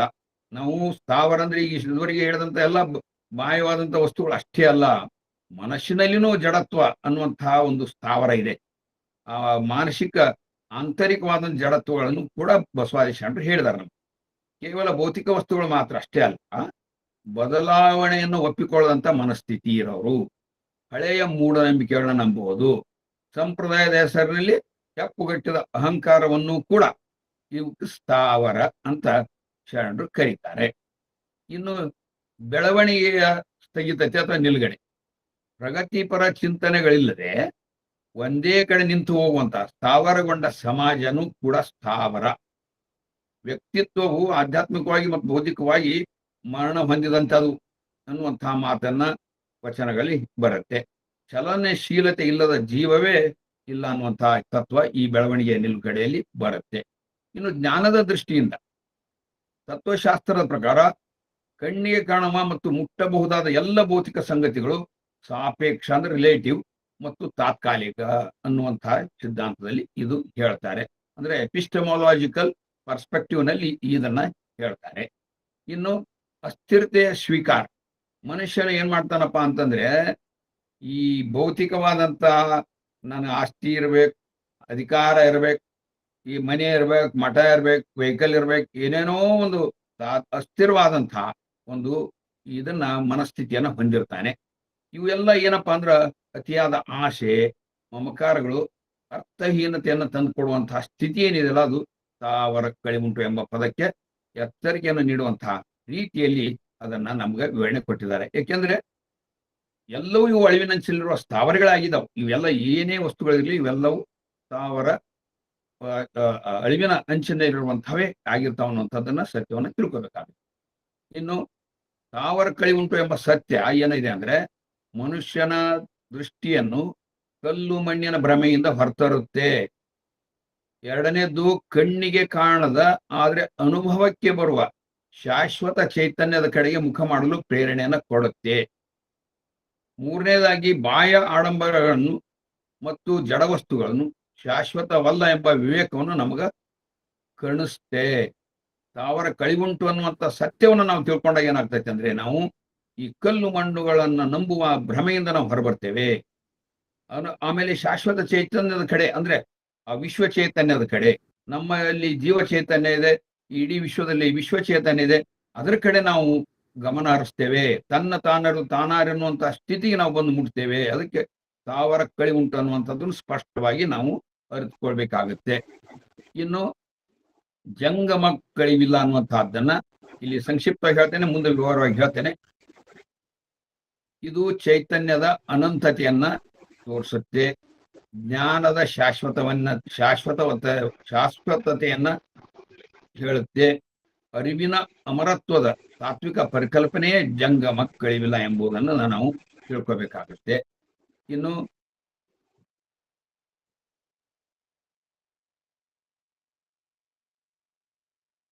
ಬಸವಾದಿ ಶರಣರು 2 ರೀತಿಯಲ್ಲಿ ಸ್ಥಾವರಗಳನ್ನ ವಿಂಗಡಣೆ ಮಾಡಿ ನಮಗ ವಿವರಣೆ ಮಾಡ್ತಾರೆ. ಬಾಹ್ಯ ಸ್ಥಾವರ ಮತ್ತು ಆಂತರಿಕ ಸ್ಥಾವರ, ಈ 2 ರೀತಿಯ ಸ್ಥಾವರಗಳನ್ನ ಅವರು ತಿರಸ್ಕಾರ ಮಾಡ್ತಾರೆ. ಒಂದನೇದ್ದು ಬಾಹ್ಯ ಸ್ಥಾವರ. ಬಾಹ್ಯ ಸ್ಥಾವರದಲ್ಲಿ ಜಡ ಸಂಸ್ಕೃತಿ, ಗುಡಿ ಸಂಸ್ಕೃತಿ, ಸ್ಥಾವರ ಸಂಸ್ಕೃತಿಗಳನ್ನ ಅವರು ವಿರೋಧ ಮಾಡ್ತಾರೆ. ಬಾಹ್ಯ ಸಂಸ್ಕೃತಿಯಲ್ಲಿ ಬಾಹ್ಯ ಸ್ಥಾವರದಲ್ಲಿ ಜಡ ಸಂಸ್ಕೃತಿ, ಗುಡಿ ಸಂಸ್ಕೃತಿ, ಸ್ಥಾವರ ಸಂಸ್ಕೃತಿಗಳು ಬರ್ತಾವು, ಇವನ್ನ ವಿರೋಧ ಮಾಡ್ತಾರೆ. ಇನ್ನು ಆಂತರಿಕ ಸ್ಥಾವರಗಳು ಯಾವುದು? ಮನಸ್ಸು, ಸಂಸ್ಕೃತಿ ಮತ್ತು ಆಚರಣೆಗಳಿರುವಂತಹ ಸ್ಥಾವರತೆ ಮತ್ತು ಜಡತೆಗಳಿಗೆ ಅಂಟಿಕೊಂಡಿರುವಂತಹ ಮನಸ್ಥಿತಿ ಇರುತ್ತಲ್ಲ, ಅವುಗಳನ್ನು ಕೂಡ ಅಂತರಂಗದ ಸ್ಥಾವರತೆ ಅನ್ನುವಂತ ವಿವರಣೆ ಮಾಡಿ ಅದನ್ನು ಕೂಡ ಬಸವಾದಿ ಶರಣರು ವಿರೋಧ ಮಾಡ್ತಾರೆ. ಇಲ್ಲಿ ಬಹಳ ಸುಂದರವಾಗಿ ಈ ಪರಿಕಲ್ಪನೆ ನಮ್ಮ ಶರಣರು ಕೊಡ್ತಾರೆ. ಸಾಮಾಜಿಕವಾಗಿ, ಧಾರ್ಮಿಕವಾಗಿ ಹಾಗೂ ಆಧ್ಯಾತ್ಮಿಕ ನೆಲೆಗಳಲ್ಲಿ ರೂಢಿಯಲ್ಲಿರುವಂತಹ ಮೌಢ್ಯಗಳು, ಶೋಷಣೆಗಳು, ಬಾಹ್ಯಾಚಾರವಾದ ಸ್ಥಾವರಗಳನ್ನು ವಿರೋಧಿಸಲು ಹಾಗೂ ಮಾನವೀಯ ಮೌಲ್ಯಗಳನ್ನು ಪ್ರತಿಪಾದಿಸುವ ಸಲುವಾಗಿ ಕೆಲವು ನಿರ್ದಿಷ್ಟ ಪರಿಕಲ್ಪನೆಗಳನ್ನು ಬಸವಾದಿ ಶರಣರು ಇಲ್ಲಿ ಬಳಸಿದ್ದು ನಮಗೆ ಕಂಡು ಬರುತ್ತೆ. ಮೊಟ್ಟ ಮೊದಲನೇದಾಗಿ ಈ ಬಾಹ್ಯ ಸ್ಥಾವರವನ್ನ ನಾವು ತಿಳ್ಕೋಣ. ಇದರಲ್ಲಿ 3 ಬರ್ತಾವ. ಒಂದು ಜಡ ಸಂಸ್ಕೃತಿ, ಗುಡಿ ಸಂಸ್ಕೃತಿ, ಸ್ಥಾವರ ಸಂಸ್ಕೃತಿ. ಮೊಟ್ಟ ಮೊದಲನೇದು ಸ್ಥಾವರ ಸಂಸ್ಕೃತಿಯ ಬಗ್ಗೆ ನೋಡೋಣ. ಇದು ಏನಪ್ಪಾ ಅಂದ್ರೆ ಇನಾನಿಮೇಟ್ ಅಂಡ್ ಇಮ್ಮೂವೇಬಲ್ ಕಲ್ಚರ್ ಅಂತಲೂ ಕರೀತಾರೆ ಇದಕ್ಕೆ. ಇದು ಸ್ಥಾವರ ಅಂದ್ರೆ ಈಗಾಗಲೇ ನಾನು ಸಾಕಷ್ಟು ವಿವರಣೆ ಕೊಟ್ಟುಬಿಟ್ಟಿದ್ದೇನೆ. ಅಂದ್ರೆ ಸ್ಥಾವರ ಅಂದ್ರೆ ಚಲನೆ ಇಲ್ಲದಂಥದ್ದು, ಒಂದೇ ಕಡೆ ನಿಲ್ಲದೇ ಇರುವಂತಹದ್ದು, ಜಡವಾಗಿರುವಂತಹ ವಸ್ತು ಅಂತ ಅರ್ಥ ಕೊಡ್ತಾರೆ. ಕಲ್ಲಿಂದ ಮಾಡಿದ ಮೂರ್ತಿಗಳು, ಕಟ್ಟಡಗಳು ಮತ್ತು ಬದಲಾವಣೆಯನ್ನು ಒಪ್ಪದ ಹಳೆ ರೂಢಿಗಳು ಹಾಗೂ ಸಂಪ್ರದಾಯಗಳು ಮತ್ತು ಸಂಸ್ಕೃತಿಗಳೇನದಲ್ಲ ಅವೆಲ್ಲವೂ ಸ್ಥಾವರ ಸಂಸ್ಕೃತಿಗಳು ಅಂತೇಳಿ ಕರೀತಾರೆ. ಅದರಲ್ಲಿ 2ನೇದ್ದು ಧಾರ್ಮಿಕ ಮತ್ತು ಆಧ್ಯಾತ್ಮಿಕ ದೃಷ್ಟಿಯಿಂದ ಕಲ್ಲಿನ ಮೂರ್ತಿಗಳನ್ನು ದೇವರನ್ನು ಅನ್ಕೊಂಡು ಪೂಜಿಸುವುದಾಗ್ಲಿ, ದೇವಸ್ಥಾನಗಳಿರುವ ದೇವರನ್ನು ಬಂಧಿಸಿಟ್ಟುಕೊಳ್ಳುವುದು ಸ್ಥಾವರ ಪೂಜೆಯಾಗಿದೆ. ಅಂದ್ರೆ ದೇವಸ್ಥಾನದಾಗ ಇಟ್ಟು ನಾವು ಅಲ್ಲಿ ಹೋಗಿ ಆ ದೇವರಿಗೆ ನಡ್ಕೊಳ್ಳುವಂತ ಸ್ಥಾವರ ಪೂಜೆ. ಇದು ದೇವರಿಗೆ ಮಾಡುವ ಅಪಚಾರ ಅಂತೇಳಿ ಶರಣರು ವಾದ ಮಾಡ್ತಾರೆ. ಇನ್ನು ಸಾಮಾಜಿಕ ದೃಷ್ಟಿಯಿಂದ ಬದಲಾಗದ ಸಮಾಜದ ಜಾತಿ ಪದ್ಧತಿ, ಅಸ್ಪೃಶ್ಯತೆ ಮತ್ತು ಅಸಮಾನತೆಯಂತ ಮೌಢ್ಯಗಳನ್ನು ಪ್ರಶ್ನಿಸದೆ ಹಾಗೇ ಮುಂದುವರಿಸಿಕೊಂಡು ಹೋಗುವಂತ ಸ್ಥಾವರ ಸಂಸ್ಕೃತಿಯೇ ಇದು ಜಡ ಸಂಸ್ಕೃತಿಯಲ್ಲಿ ಇದು ಬರುತ್ತೆ. ಇದನ್ನ ಅವರು ಶರಣರು ಯಾವ ರೀತಿ ವಿರೋಧ ಮಾಡ್ತಾರೆ? ಶರಣರು ಇವುಗಳನ್ನ ವಿರೋಧ ಮಾಡಿ ಸ್ಥಾವರಕ್ಕಿಂತ ಜಂಗಮಕ್ಕೆ ಅಂದ್ರೆ ಚಲನಶೀಲತೆ ಮತ್ತು ಮಾನವೀಯತೆ ಬಹಳ ಮಹತ್ವವಾದಂತ ಅಂಶವನ್ನು ಹೇಳ್ತಾರೆ. ಚಲನಶೀಲತೆ ಹಾಗೂ ಮಾನವೀಯತೆಗೆ ಮಹತ್ವವನ್ನ ಬಸವಾದಿ ಶರಣರು ಕೊಡ್ತಾರೆ. ಉಳ್ಳವರು ಶಿವಾಲಯ ಮಾಡುವರು ಎಂಬ ವಚನದಲ್ಲಿ ಕಲ್ಲಿನಿಂದ ಮಾಡುವ ದೇಗುಲಗಳು ಕಾಲಕ್ರಮೇಣ ನಾಶವಾಗ್ತಾವು, ಆದರೆ ಬದುಕುವ ಜೀವಂತ ಮನುಷ್ಯರಲ್ಲಿರುವಂತಹ ದೈವತ್ವ, ಚಲನಶೀಲ ಸಮಾಜದ ಸ್ಥಿತಿ ಶಾಶ್ವತ ಎನ್ನುವಂತ ತತ್ವವನ್ನ ಬಸವಣ್ಣನವರು ಸ್ಥಾವರ ಸಂಸ್ಕೃತಿಯನ್ನು ತಿರಸ್ಕರಿಸುತ್ತಾ ಇದನ್ನ ವಿವರಣೆಯನ್ನು ಕೊಡ್ತಾರೆ, ವಿರೋಧ ಮಾಡ್ತಾರೆ. ಇನ್ನು 2ನೇದ್ದು ಗುಡಿ ಸಂಸ್ಕೃತಿ, ಟೆಂಪಲ್ ಕಲ್ಚರ್. ದೇವರನ್ನು ನಿರ್ದಿಷ್ಟವಾದಂತಹ ಒಂದು ಗೋಪುರ ಅಥವಾ ಗುಡಿಯೊಳಗ ಅಥವಾ ದೇವಸ್ಥಾನದಲ್ಲಿ ಇಟ್ಟು ಪೂಜಿಸುವಂತಹ ಧಾರ್ಮಿಕ ಪದ್ಧತಿಯನ್ನ ಗುಡಿ ಸಂಸ್ಕೃತಿ ಅಂತ ಕರೀತಾರೆ. ಇದರಲ್ಲಿ ಧಾರ್ಮಿಕ ಮತ್ತು ಆಧ್ಯಾತ್ಮಿಕ ದೃಷ್ಟಿಕೋನ ಹೇಗಿರುತ್ತಂದ್ರೆ, ದೇವರು ಕೇವಲ ಗರ್ಭಗುಡಿಯಲ್ಲಿ ಮಾತ್ರ ಇರ್ತಾನ, ಬೇರೆ ಕಡೆ ಇರೋದಿಲ್ಲ ಅನ್ನುವಂತ ನಂಬಿಕೆ ಅಲ್ಲಿರುತ್ತೆ. ದೇವರು ಸರ್ವವ್ಯಾಪ್ತಿ ಎಂಬ ಸತ್ಯವನ್ನ ಮರೆತುಕೊಂಡು ಇರುವಂತ ಇದು ಸ್ಥಿತಿ. ಜನರನ್ನು ಕಲ್ಲು ಕಟ್ಟಡಕ್ಕೆ ಸೀಮಿತಗೊಳಿಸುವಂತಹ ಗುಡಿ ಸಂಸ್ಕೃತಿಯ ಇದು ಲಕ್ಷಣ. ಇನ್ನು ಸಾಮಾಜಿಕ ದೃಷ್ಟಿಯಿಂದ ಈ ಗುಡಿಗಳು ಏನಾಗಿದೆ ಅಂದ್ರೆ, ಹಿಂದೆ ಸಮಾಜದ ಕೆಲವು ವರ್ಗದವರಿಗೆ ಈ ಕೇಂದ್ರಗಳು, ಗುಡಿಗಳು, ದೇವಾಲಯಗಳಲ್ಲಿ ಪ್ರವೇಶ ಇತ್ತು. ಸಾಮಾನ್ಯ ಜನರಿಗೆ ಮತ್ತು ಕೆಳವರ್ಗದವರಿಗೆ, ಶೋಷಿತ ವರ್ಗದವರಿಗೆ, ಪಂಚಮರಿಗೆ ಇಲ್ಲಿ ಪ್ರವೇಶ ಇದ್ದಿದ್ದಿಲ್ಲ. ಈ ದೇವರ ದರ್ಶನದಿಂದ ವಂಚಿಸುವ ಈ ಒಂದು ಸಾಮಾಜಿಕ ಅಸಮಾನತೆ ಏನಿದೆಯಲ್ಲ, ಇದು ಇದು ಗುಡಿ ಸಂಸ್ಕೃತಿಯ ಒಂದು ಭಾಗವಾಗಿದೆ. ಇದನ್ನು ಯಾವ ರೀತಿ ವಿರೋಧ ಮಾಡ್ತಾರೆ ಶರಣರು ಅಂದ್ರೆ, ದೇವರ ಗುಡಿಯೊಳಗೆ ಇಲ್ಲ, ಬದಲಾಗಿ ಮನುಷ್ಯನ ದೇಹದೊಳಗೇನೆ ಮತ್ತು ಪ್ರಕೃತಿಯಲ್ಲಿದ್ದಾನೆ ಅನ್ನುವಂತ ಶರಣರು ಹೇಳ್ತಾರೆ. ಅದನ್ನ ಕಾಯವೇ ಕೈಲಾಸ ಅನ್ನುವಂತ ತತ್ವವನ್ನು ಪ್ರತಿಪಾದಿಸಿ ನಮಗೆ ತತ್ವವನ್ನು, ಒಳ್ಳೆ ವೈಚಾರಿಕ ತತ್ವವನ್ನು ಕೊಡ್ತಾರೆ. ದೇಹವನ್ನೇ ದೇವಾಲಯವನ್ನು ಮಾಡಿಕೊಂಡು ಅವರು ಕರೆ ನೀಡ್ತಾರೆ. ದೇಹವೇ ದೇವಗುಲ, ಜೀವವೇ ಜಂಗಮ ಅನ್ನುವಂತಹ ತತ್ವವನ್ನು ನಮಗೆ ಸರಳವಾಗಿ ತಿಳಿಸಿಕೊಡ್ತಾರೆ. ಗುಡಿಯೊಳಗೆ ಕೂರುವ ದೇವರಿಗಿಂತ ಸಮಾಜದಲ್ಲಿರುವಂತ ಕಷ್ಟಪಡುವ ದುಡಿಯುವ ಕಾರ್ಮಿಕರು, ಕಾಯಕ ಜೀವಿಗಳು, ಇವರೇ ನಿಜವಾದ ದೇವರು ಅನ್ನುವಂತ ನಂಬಿಕೆ ಇರಬೇಕು ಅನ್ನುವಂತಹ ದೃಷ್ಟಿಯಿಂದ ಆ ಗುಡಿ ಸಂಸ್ಕೃತಿಯ ಬದಲು ಅದನ್ನ ವಿರೋಧ ಮಾಡಿ ಅನುಭವ ಮಂಟಪದಂತಹ ಮುಕ್ತ ಸಮಾಜಮುಖಿ ವೇದಿಕೆಗಳನ್ನು ನಿರ್ಮಿಸಿ ಇದನ್ನು ನಮಗ ಅವರು ಮನವರಿಕೆ ಮಾಡಿ ಕೊಡ್ತಾರೆ. ಇನ್ನು ಮೂರನೇದ್ದು ಜಡ ಸಂಸ್ಕೃತಿ, ಸ್ಟ್ಯಾಟಿಕ್ ಕಲ್ಚರ್. ಇದರಲ್ಲಿ ವಿಚಾರಶೀಲತೆಯ ದೃಷ್ಟಿಯಿಂದ ನೋಡಿದಾಗ ಸಮಾಜದಲ್ಲಿ ಆಗ್ಲಿ ಅಥವಾ ವ್ಯಕ್ತಿಯಲ್ಲಿ ಆಗ್ಲಿ ವಿಚಾರಶೀಲತೆ ಅನ್ನುವಂಥದ್ದು ನಿಂತು ಹೋಗ್ಬಿಟ್ಟಿರ್ತದೆ. ಕೇವಲ ಕುರುಡ ನಂಬಿಕೆಗಳು, ಅರ್ಥವಿಲ್ಲದಂತ ಆಚರಣೆಗಳು, ಕಂದಾಚಾರಗಳು, ಮೂಢನಂಬಿಕೆಗಳನ್ನು ಅವರಿಗೆ ಆವರಿಸಿಕೊಂಡು ಬಿಡ್ತಾವೆ. ಯಾರು ಈ ಕಂದಾಚಾರಗಳು, ಮೂಢನಂಬಿಕೆಗಳು ಆವರಿಸಿಕೊಂಡಿರ್ತಾರಲ್ಲ, ಅವರೆಲ್ಲ ಜಡ ಸಂಸ್ಕೃತಿಗೆ ಒಳಪಟ್ಟಂಥವ್ರು, ವಿಚಾರಶೀಲತೆಯನ್ನು ಕಳ್ಕೊಂಡಂಥವ್ರು ಅಂತೇಳಿ ಇಲ್ಲಿ ವಿಶ್ಲೇಷಣೆ ಮಾಡ್ತಾರೆ. ಇನ್ನು ಸಾಮಾಜಿಕ, ಧಾರ್ಮಿಕ, ಆಧ್ಯಾತ್ಮಿಕ ದೃಷ್ಟಿಯಿಂದ ನೋಡಿದಾಗ ಪ್ರಶ್ನಿಸುವಂತ ಸ್ವಾತಂತ್ರ್ಯ ಇಲ್ಲದೆ ಹಿರಿಯರು ಮಾಡ್ಕೊಂಡು ಬಂದಂತ ಸಂಪ್ರದಾಯವನ್ನೇ ಮಾಡ್ಕೊಂಡು ಹೋಗ್ತಾ ಇರುವಂತ ಅನ್ನುವಂಥದ್ದು ಅವ್ರು ಏನ್ ಹೇಳ್ಯಾರ ಅದೇ. ಅಂದ್ರೆ ಅಜ್ಜಿ ಹಾಕಿದ ಹಾಲು ಮಾರಕ್ಕೆ ನಾವು ಊರ್ಲಾಕೊಂಡದಂತೀವಿ ನಾವು ಸಾಮಾನ್ಯವಾಗಿ ಹಳ್ಳಿಯಲ್ಲಿ. ಆ ಕಾರಣಕ್ಕೆ ಮನುಷ್ಯತ್ವವನ್ನೇ ನಾವು ಇದು ಏನ್ ತೋರಿಸುತ್ತಂದ್ರೆ, ಅವ್ರು ಏನೋ ಹೇಳಿದಾರ ಅದು ಸರಿ ಐತೋ ತಪ್ಪಾಯ್ತು ಅನ್ನೋ ಒಂದು ವಿವೇಚನೆಯನ್ನ ಮಾಡೋದಿಲ್ಲ ನಾವು. ಅಂತಹ ಒಂದು ಜಡತ್ವದಿಂದ ಆ ಒಂದು ಇದು ಏನಂದ್ರೆ ಮನುಷ್ಯತ್ವವನ್ನು ನಾವು ಅಡಬಿಡುವಂತಹ ಒಂದು ಪದ್ಧತಿ ಇದು. ಈ ನಮ್ಮಲ್ಲಿರುವಂತಹ ವಿವೇಕವನ್ನು ಕಳೆದುಕೊಳ್ಳುವಂತಹ ಪದ್ಧತಿ, ಅದಕ್ಕೆ ಜಡ ಸಂಸ್ಕೃತಿ ಅಂತ ಕರೀತಾರೆ. ಇನ್ನು ಅನೇಕ ಲಿಂಗಭೇದ ಆಗ್ಲಿ, ಜಾತೀಯತೆ ಆಗ್ಲಿ, ಬಲಿ ಪಶುವನ್ನ ಮಾಡುವಂತಹ ಸ್ಥಿತಿ ಆಚರಣೆಗಳೇನದಾವಲ್ಲ, ಇವು ಜಡ ಸಂಸ್ಕೃತಿಗೆ ಒಂದು ಭಾಗವಾಗಿವೆ ಅನ್ನುವಂಥದ್ದನ್ನ ನಾವು ತಿಳ್ಕೊಬಹುದು. ಇನ್ನು ಇದಕ್ಕೆ ಶರಣರು ಹೆಂಗ ವಿರೋಧ ಮಾಡ್ತಾರೆ, ಅದಕ್ಕೆ ಪರ್ಯಾಯವನ್ನು ಕೊಡ್ತಾರೆ ಅಂದ್ರೆ, ಬಸವಾದಿ ಶರಣರು ಮಾಡ್ತಾರೆ ಅಂದ್ರೆ ಜಡತೆಯನ್ನು ಹೋಗಲಾಡಿಸುವ ಸಲುವಾಗಿ ಕಾಯಕವೇ ಕೈಲಾಸ ಅನ್ನುವಂತಹ ಕ್ರಿಯಾಶೀಲ ಚಿಂತನೆಯನ್ನು ನಮ್ಗೆ ಕೊಡ್ತಾರೆ. ಕೆಲಸವೇ ದೇವರೆಂದು ನಂಬಿ ಆ ಕೆಲಸಕ್ಕೆ ದೈವತ್ವವನ್ನು ತುಂಬಿ ಕಾಯಕನ್ನು ಕರೆದು ಆ ಕೆಲಸವೇ ದೇವರನ್ನು ನಂಬಿ ನಾವು ಬದುಕುವಂತ ಜಡ ಸಂಸ್ಕೃತಿಗೆ ಪರ್ಯಾಯವಾಗಿ ತಕ್ಕ ಉತ್ತರವನ್ನು ಕೊಡ್ತಾರೆ. ಕಲ್ಲ ಮೀದು ಕಾಲ ಮುಗಿಯುವ ದೇವರೆಂಬೆರೆ ನಿಮ್ಮ ನೆಂತುವೆಂಬೆ. ಕಲ್ಲನ್ನ ತೊಳೆದು ಅದಕ್ಕೆ ಕೈ ಮುಗಿಯುವಂತಹ ಜನರದ್ದು ಜಡತ್ವವಾದಂತಹ ಜಡ ಮನಸ್ಥಿತಿ ಅನ್ನುವಂಥದ್ದನ್ನು ಸ್ಪಷ್ಟವಾಗಿ ಹೇಳ್ತಾರೆ. ಕಲ್ಲಿನಲ್ಲಿ ದೇವರನ್ನು ಹುಡುಕುವ ಬದಲು ನಮ್ಮ ಒಳಗಿನ ಇರುವಂತಹ ಆತ್ಮಸಾಕ್ಷಿ ಮತ್ತು ಜ್ಞಾನವನ್ನ ಜಾಗೃತಗೊಳಿಸಿಕೊಳ್ಳುವ ಮೂಲಕ ಶರಣರು ಏನ್ ಮಾಡಿದಾರೆ ಅಂದ್ರೆ ಇಂಥ ಜಡ ಸಂಸ್ಕೃತಿಯಿಂದ ಹೊರಬರಲಿಕ್ಕೆ ಮಾರ್ಗೋಪಾಯವನ್ನ ಅವರು ನಮ್ಗ ಕೊಟ್ಟಿದ್ದಾರೆ. ಇನ್ನು ಬಾಹ್ಯ ಸ್ಥಾವರವನ್ನು ಅದನ್ನ ಉಪಸಂಹಾರ ಯಾವ ರೀತಿ ಮಾಡೋಣ ಅಂತಂದ್ರೆ, ಬಸವಾದಿ ಶರಣರು ಸ್ಥಾವರ, ಗುಡಿ ಮತ್ತು ಜಡ ಸಂಸ್ಕೃತಿಗಳ ಬದಲು ಮನುಷ್ಯ ಕೇಂದ್ರಿತವಾದ ಚರ ಸಂಸ್ಕೃತಿಯನ್ನ ಪ್ರತಿಪಾದಿಸಿದರು. ಇನ್ನು ಎರಡನೇದ್ದು, ಗುಡಿಯ ಮೂರ್ತಿ ಪೂಜೆಯನ್ನ ಬಿಟ್ಟು ದೇಹವನ್ನೇ ದೇವಾಲಯವಾಗಿಸಿ ನಮ್ಮೊಳಗಿನ ದೇವರ ಪೂಜೆಯನ್ನ ಪ್ರತಿಪಾದನೆ ಮಾಡಿದರು. ಕಲ್ಲಿನ ಸ್ಥಾವರ ದೇವರವನ್ನ ಬಿಟ್ಟು ಸಮಾಜದ ಜನರನ್ನ ಪ್ರೀತಿಸುವ ಮೂಲಕ, ದಯೆಯನ್ನು ನೀಡುವ ಮೂಲಕ ಅರಿವನ್ನ ನಮಗೆ ಕೊಟ್ಟರು. ಜಡವಾದ ಆಚರಣೆಗಳನ್ನು ಬಿಟ್ಟು ಕ್ರಿಯಾಶೀಲವಾದಂತ ಕಾಯಕ ಮತ್ತು ದಾಸೋಹ ಮಾರ್ಗವನ್ನ ನಮಗೆ ಬಸವಾದಿ ಶರಣರು ಕೊಟ್ಟರು.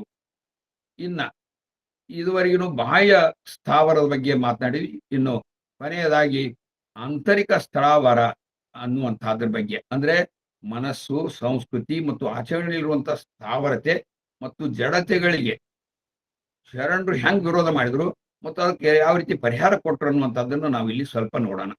ಮನುಷ್ಯನ ಮನಸ್ಸು, ಸಂಸ್ಕೃತಿ ಮತ್ತು ಆಚರಣೆಗಳಿರುವಂತಹ ಸ್ಥಾವರತೆ ಹಾಗೂ ಜಡತೆಯನ್ನ ತುಂಬಾ ಚೆನ್ನಾಗಿ ವಿವರಣೆ ಮಾಡಿದ್ದಾರೆ.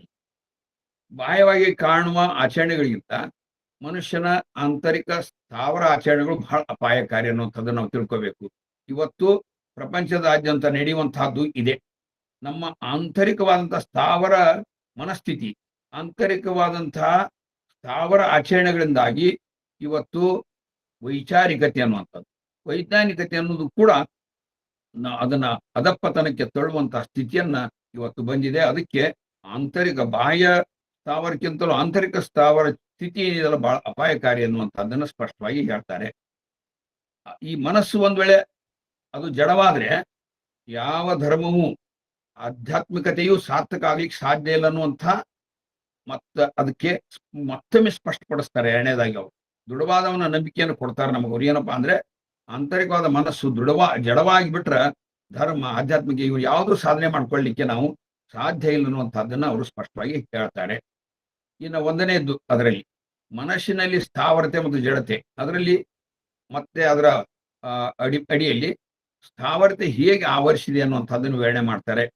ಮನುಷ್ಯನ ಮನಸ್ಸು ಸಂಕುಚಿತ ಭಾವನೆಗಳು, ಜಾತಿ ಮತಗಳ ಅಹಂಕಾರ, ಮನಸ್ಸಿನ ಕಲ್ಮಶಗಳು ಮತ್ತು ಸ್ವಾರ್ಥದಿಂದ ತುಂಬಿಕೊಂಡಂಥ ಏನು ಇವೆಲ್ಲ ಗುಣಲಕ್ಷಣಗಳು ಅಥವಾ ಸ್ಥಿತಿ ಏನಿದೆಲ್ಲ ಅದು ಸ್ಥಾವರ ಆಗುತ್ತೆ. ಜೊತೆಗೆ ಹೊಸ ವಿಚಾರಗಳು ಇಲ್ಲದೆ, ಚಲನಶೀಲ ವಿಚಾರ ಇಲ್ಲದೆ ಇರುವಂತಹ ಮತ್ತು ವೈಚಾರಿಕತೆಯನ್ನ ಒಪ್ಪಿಕೊಳ್ಳದೆ ಹಳೆಯ ಸಂಪ್ರದಾಯಗಳು ಕಲ್ಮಶಗಳನ್ನೇ ಸಿಲುಕಿಕೊಳ್ಳುವಂತಹದ್ದೇನಿದೆ ಅಲ್ಲ, ಅದು ಈ ಆಂತರಿಕ ಸ್ಥಾವರಕ್ಕೆ ವಿವರಣೆ ಕೊಡ್ತಾರೆ. ಆಮೇಲೆ ಇನ್ನೊಂದು ಮೇಲು ಕೀಳು ಎಂಬ ತಾರತಮ್ಯ ಮನಸ್ಸಿನಲ್ಲಿ ಬೇರೂರಿದಾಗ ಅದು ಕೂಡ ಆಂತರಿಕ ಸ್ಥಾವರ ಆಗುತ್ತೆ. ಇನ್ನು ಶರಣರು ಇದಕ್ಕೆ ಕೊಡುವಂತ ಪರಿಹಾರ ಏನು? ಇದಕ್ಕೆ ಎರಡು ಕೊಡ್ತಾರೆ ಅವರು. ಒಂದು ಅಂತರಂಗದ ಶುದ್ಧಿಯನ್ನು ಹೇಳ್ತಾರೆ, ಎರಡನೇದ್ದು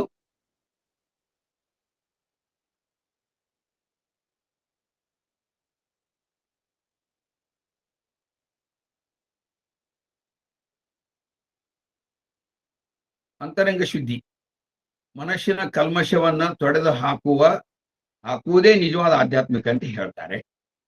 ಎರಡನೇದ್ದು ಲಿಂಗವೆಂಬುದು ಅಂತರಂಗದ ಜ್ಯೋತಿ ಅಂತ ಹೇಳ್ತಾರೆ. ಇಷ್ಟಲಿಂಗ ಮೂಲಕ ದೇವರನ್ನು ಹೊರಗೆ ಹುಡುಕು ಬಂದು ನಾವು ನಮ್ಮ ಒಳಗೇನೆ ಅಂತರಂಗದಲ್ಲಿ ಪರಶಿವನನ್ನ ಕಾಣುವಂತಹ ಪರಿಕಲ್ಪನೆಯನ್ನ ಕೊಟ್ಟಿದ್ದಾರೆ. ಮನಸ್ಸನ್ನು ಪ್ರೇಮ, ಕರುಣೆ, ಸಮಾನತೆಯ ನೆಲೆಗೆ ಕೊಂಡೊಯ್ಯುವಂತಹ ಮನಸ್ಸಿನ ಜಡತಿಗೆ ಮದ್ದೊಂದು ಸಾರಿದ್ದಾರೆ. ಮನಸ್ಸಿನ ಪ್ರೇಮ, ಕರುಣೆ, ಸಮಾನತೆ ಇವೇ ಮನಸ್ಸಿನ ಜಡತೆಯನ್ನು ಕಳಿಲಿಕ್ಕೆ ಸಾಧ್ಯ ಆಗುತ್ತೆ ಅನ್ನುವಂಥದ್ದನ್ನ ಅವರು ಹೇಳ್ತಾರೆ. ಆಮೇಲೆ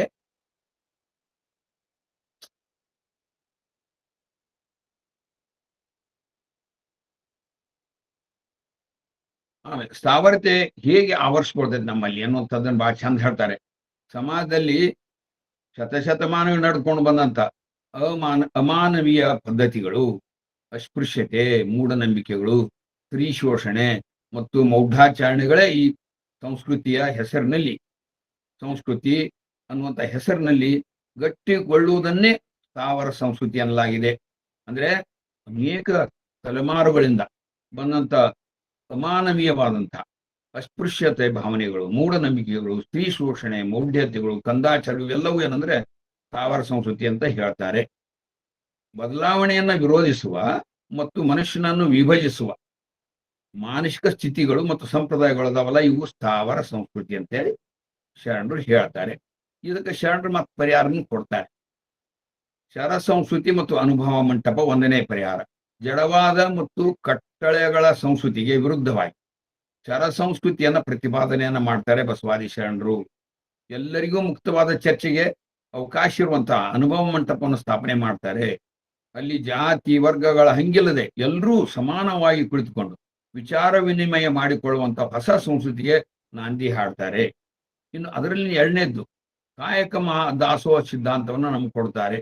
ದುಡಿಮೆಯನ್ನ ಮೇಲು ಕೀಳೊಂದು ನೋಡುವ ಜಡ ಸಂಸ್ಕೃತಿಗೆ ಕಾಯಕವೇ ಕೈಲಾಸ ಎಂಬ ಮಂತ್ರದ ಮೂಲಕ ಕ್ರಾಂತಿಕಾರಿ ಪರಿಹಾರವನ್ನ ನಮಗ್ ಕೊಡ್ತಾರೆ. ಯಾವ ಕೆಲಸವೂ ಕೀಳಲ್ಲ, ಪ್ರತಿಯೊಬ್ಬರು ತಮ್ಮ ಕೈಯಿಂದ ಕಷ್ಟಪಟ್ಟು ದುಡಿಬೇಕು ಮತ್ತು ಬಂದ ಆದಾಯದಲ್ಲಿ ಸಮಾಜಕ್ಕೆ ಹಂಚಬೇಕು, ಅಂದ್ರೆ ದಾಸೋಹನ ಮಾಡಬೇಕು ಎಂಬಂತ ಕ್ರಿಯಾಶೀಲ ಸಂಸ್ಕೃತಿಯನ್ನ ಇವರು ನಮಗೆ ಕೊಟ್ಟಿದ್ದಾರೆ ಬಸವಾದಿ ಶರಣರು. ಇನ್ನು ಆಚರಣೆಗಳಲ್ಲಿ ಸ್ಥಾವರತೆ.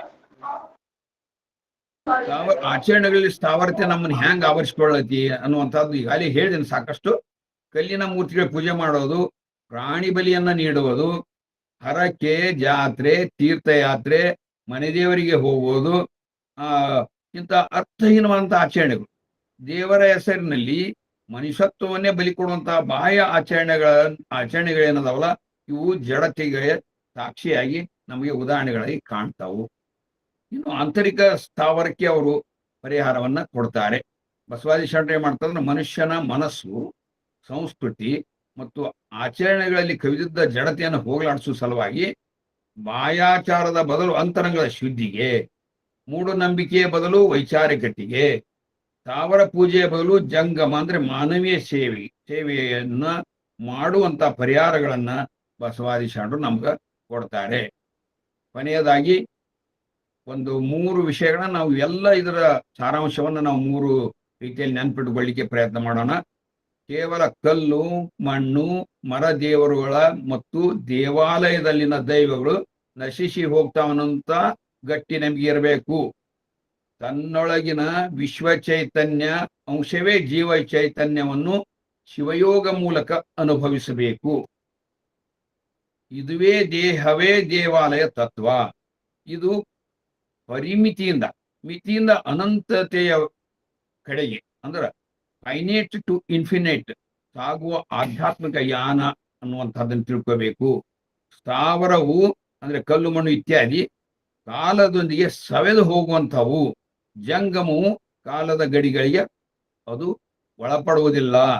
ಜಂಗಮವು ಕಾಲವನ್ನು ಮೀರಿ ನಿಲ್ಲುವಂತಹ ಶಾಶ್ವತ ಸತ್ಯ ಅನ್ನುವಂಥದ್ದನ್ನು ನಾವು ತಿಳಿಬೇಕು. ಜಂಗಮವು ಕಾಲವನ್ನು ಮೀರಿ ನಿಲ್ಲುವಂತಹ ಶಾಶ್ವತ ಸತ್ಯ ಅನ್ನುವಂಥದ್ದನ್ನ ನಾವು ತಿಳ್ಕೊಳ್ಬೇಕು. ಇದುವೇ ಸ್ಥಾವರ ಮತ್ತು ಜಂಗಮವನ್ನ ಅರಿಯುವ ಒಂದು ಉದ್ದೇಶ, ಗುರಿಯ ಆಗಿದೆ ಅನ್ನುವಂತಹ ಮಾತನ್ನು ಹೇಳ್ತಾ,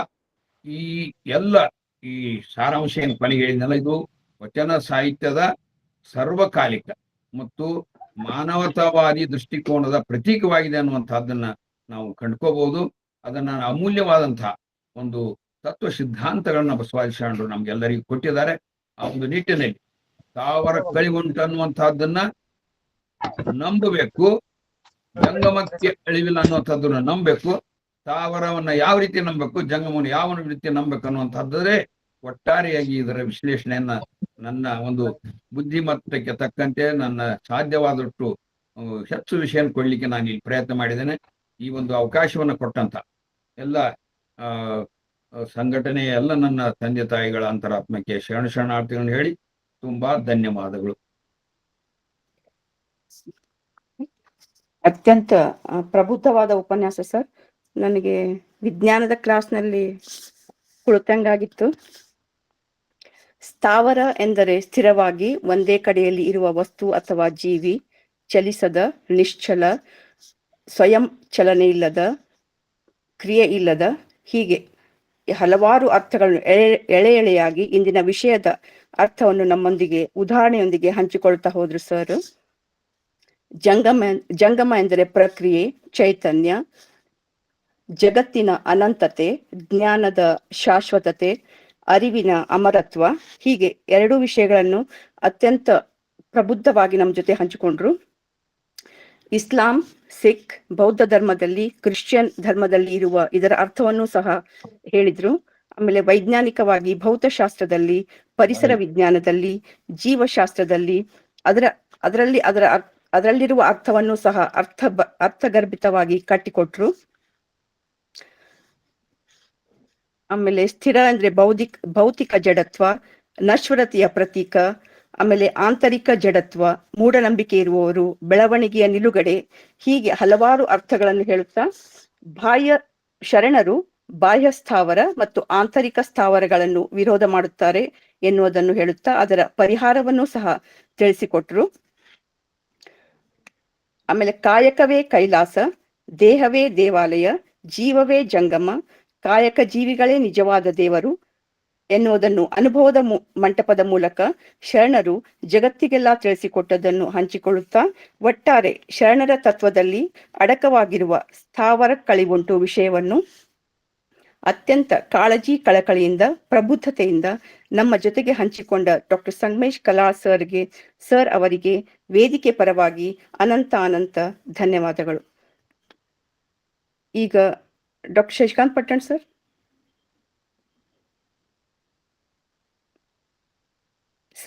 ಸರ್. ಓಂ ಶ್ರೀ ಗುರು ಬಸವಲಿಂಗಾಯ ನಮಃ. ನನ್ನ ಹಿರಿಯರು, ಮಾರ್ಗದರ್ಶಕರು, ಅನುಭಾವಿಗಳು, ನಿಜ ಅರ್ಥದೊಳಗೆ ಶರಣ ಜೀವನವನ್ನು ಸಾಗಿಸ್ತಕ್ಕಂಥ ಹಿರಿಯ ಅಣ್ಣ ಡಾಕ್ಟರ್ ಸಂಗಮೇಶ್ ಕಲಾಳ್ ಅವರಿಗೆ ನನ್ನ ಅನಂತ ಶರಣಾರ್ಥಿಗಳನ್ನ ಹೇಳ್ತಾ, ಇವತ್ತಿನ ದತ್ತಿದಾಸೋಹಿಗಳಿಗೆ ನನ್ನ ಉಪಕೃತನಾಗಿದ್ದೇನೆ. ಶರಣರ ವಿಚಾರವನ್ನು ಅತ್ಯಂತ ಸರಳವಾಗಿ, ಅತ್ಯಂತ ಸ್ಪಷ್ಟವಾಗಿ, ಪ್ರಖರವಾಗಿ ಹೇಳ್ತಕ್ಕಂಥ ಕಾರ್ಯವನ್ನು ನೇರವಾಗಿ ಮಾಡಿದ್ದಾರೆ. ಇವತ್ತು ಕಲಾಳ್ ಸರು ಕ್ವಾಂಟಮ್ ಫಿಸಿಕ್ಸು ಬಹುಶಃ ಎಷ್ಟೊಂದು ವಿಷಯಗಳನ್ನು ಹೇಳಿದ್ರು ಅಂದ್ರ ಈ ಎಲ್ಲ ವಿಷಯಗಳನ್ನು ಶರಣ ತಿಳ್ಕೊಂಡಿದ್ರು. ಒಂದ ಮಾತನಾಗ ಹೇಳ್ಬೇಕಂದ್ರೆ, ಕಲ್ಲನಾಗರ ಕಂಡರೆ ಹಾಲನೆರೆ ಎಂಬರೆಯ, ದಿಟನಾಗರ ಕಂಡರೆ ಕೊಲ್ಲೆಂಬರೆಯ. ಹಾಲು ಕುಡಿಯೋಲ್ಲ ಅಂತಕ್ಕಂಥದ್ದನ್ನ ಶರಣರು ಕಂಡಿದ್ರು.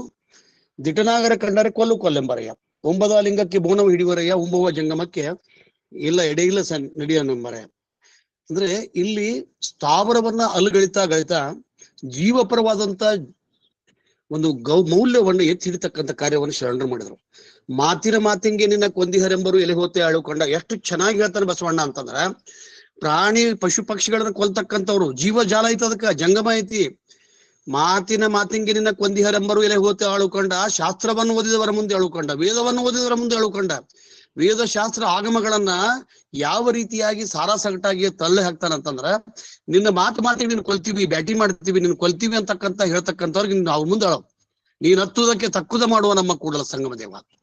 ನಮ್ಮ ಸಮಾಜ ಏನಾದ್ರೂ ನೀ ಹತ್ತಿ ಅಂದ್ರೆ ಉಳಿಸ್ಕೊಳಕ್ಕಿಂತ ಸಾಧ್ಯ ಐತಿ ಅಂತಕ್ಕಂಥ ಒಂದು ವಿಷಯವನ್ನು ಹೇಳ್ತಾರ. ಅದೇ ರೀತಿಯಾಗಿ ಹಬ್ಬಕ್ಕೆ ತಂದ ಹರಕೆಯ ಕುರಿಯು ತೋರಣಕ್ಕೆ ತಂದ ತಳಿರೊಮ್ಮೆ ಇದಿತ್ತು. ಬಹುಶಃ ಇದು ಎಷ್ಟು ಸುಂದರವಾಗಿ ಬಸವಣ್ಣ ಇಟ್ಟಣಂತಂದ್ರ, ಹಬ್ಬ ಮಾಡ್ಬೇಕು, ನಾವು ಹುಣಿವಿ ಮಾಡ್ಬೇಕು, ಅದನ್ನ ಬ್ಯಾಟಿ ಮಾಡ್ಬೇಕು ಅಂತ ಕುರಿ ತಂದಿದ್ರು. ತೋರಣಕ್ಕೆ ತಂದ ತಳಿರೊಮ್ಮೆ ತೆಗೆದಿತ್ತು. ಅದನ್ನ ಮುಂದೆ ಕೊಂದಿಹರೆ ಎಂಬುದನ್ನು ಅರಿಯದೆ ಬೆಂದ ಹೊರೆಯ ಮೇದಿತ್ತು. ಅದು ಗೊತ್ತಿಲ್ಲ, ಅದಕ್ಕೆ ಮುಂದೆ ಅದನ್ನ ಬ್ಯಾಟಿಂಗ್ ಕಡಿತಾರ ಅಂತ. ಇದು ಸ್ಥಾವರ ಕಳಿವುಂಟು, ಅದ್ರ ಜೊತೆಗೆ ಜಂಗಮ ಕಳಿವಿಲ್ಲ ಅಂತಕ್ಕಂಥ ವಿಚಾರವನ್ನ ಬಸವಣ್ಣ ಬಹಳ ನವಿರಾಗಿ, ಬಹಳ ಸುಂದರವಾಗಿ ಜಾಗತಿಕ ಮಟ್ಟದೊಳಗ ನಾವೆಲ್ಲ ಹೋರಾಟಗಳು ಜನಕ ಒಂದು ಪ್ರಜಾಪ್ರಭುತ್ವ, ಮಹಿಳಾ ಸಂಸ್ಥೆ, ಜೀವಪರ ಹೋರಾಟಕ್ಕೆ ನಿಂತವ್ರಂದ್ರೆ ಬಸವಣ್ಣ. ಅದಕ್ಕೆ ಮರಕ್ಕೆ ಬಾಯಿ ಬೇರೊಂದು ಬುಡಕ್ಕೆ ನೀರಾದರೆ ಮೇಲೆ ಪಲ್ಲವಿಸಿತು ನೋಡ ಅಂತಾರ. ಮರದ ಬಾಯಿ ಪಶು ಪಕ್ಷಿ ಪ್ರಾಣಿಗಳನ್ನ ಪ್ರೀತಿ ಮಾಡ್ತಾ ಕಲ್ಲು ದೇವರು ದೇವರಲ್ಲ, ಮಣ್ಣು ದೇವರು ದೇವರಲ್ಲ, ಮಡಿಕೆ ದೈವ, ಮರದೈವ, ದೈವ ಕಾಲಿಡಲ್ ಹಿಂಬಿಲ್ಲ ಕೂಡಲ ಸಂಗಮ ದೇವ. ಎಲ್ಲಿ ನೀವು ಎಲ್ಲ ಕಡೆ ಕಾಲಿ ಹೆಂಗ್ ಇಡಕ್ ಸಾಧ್ಯತೆ?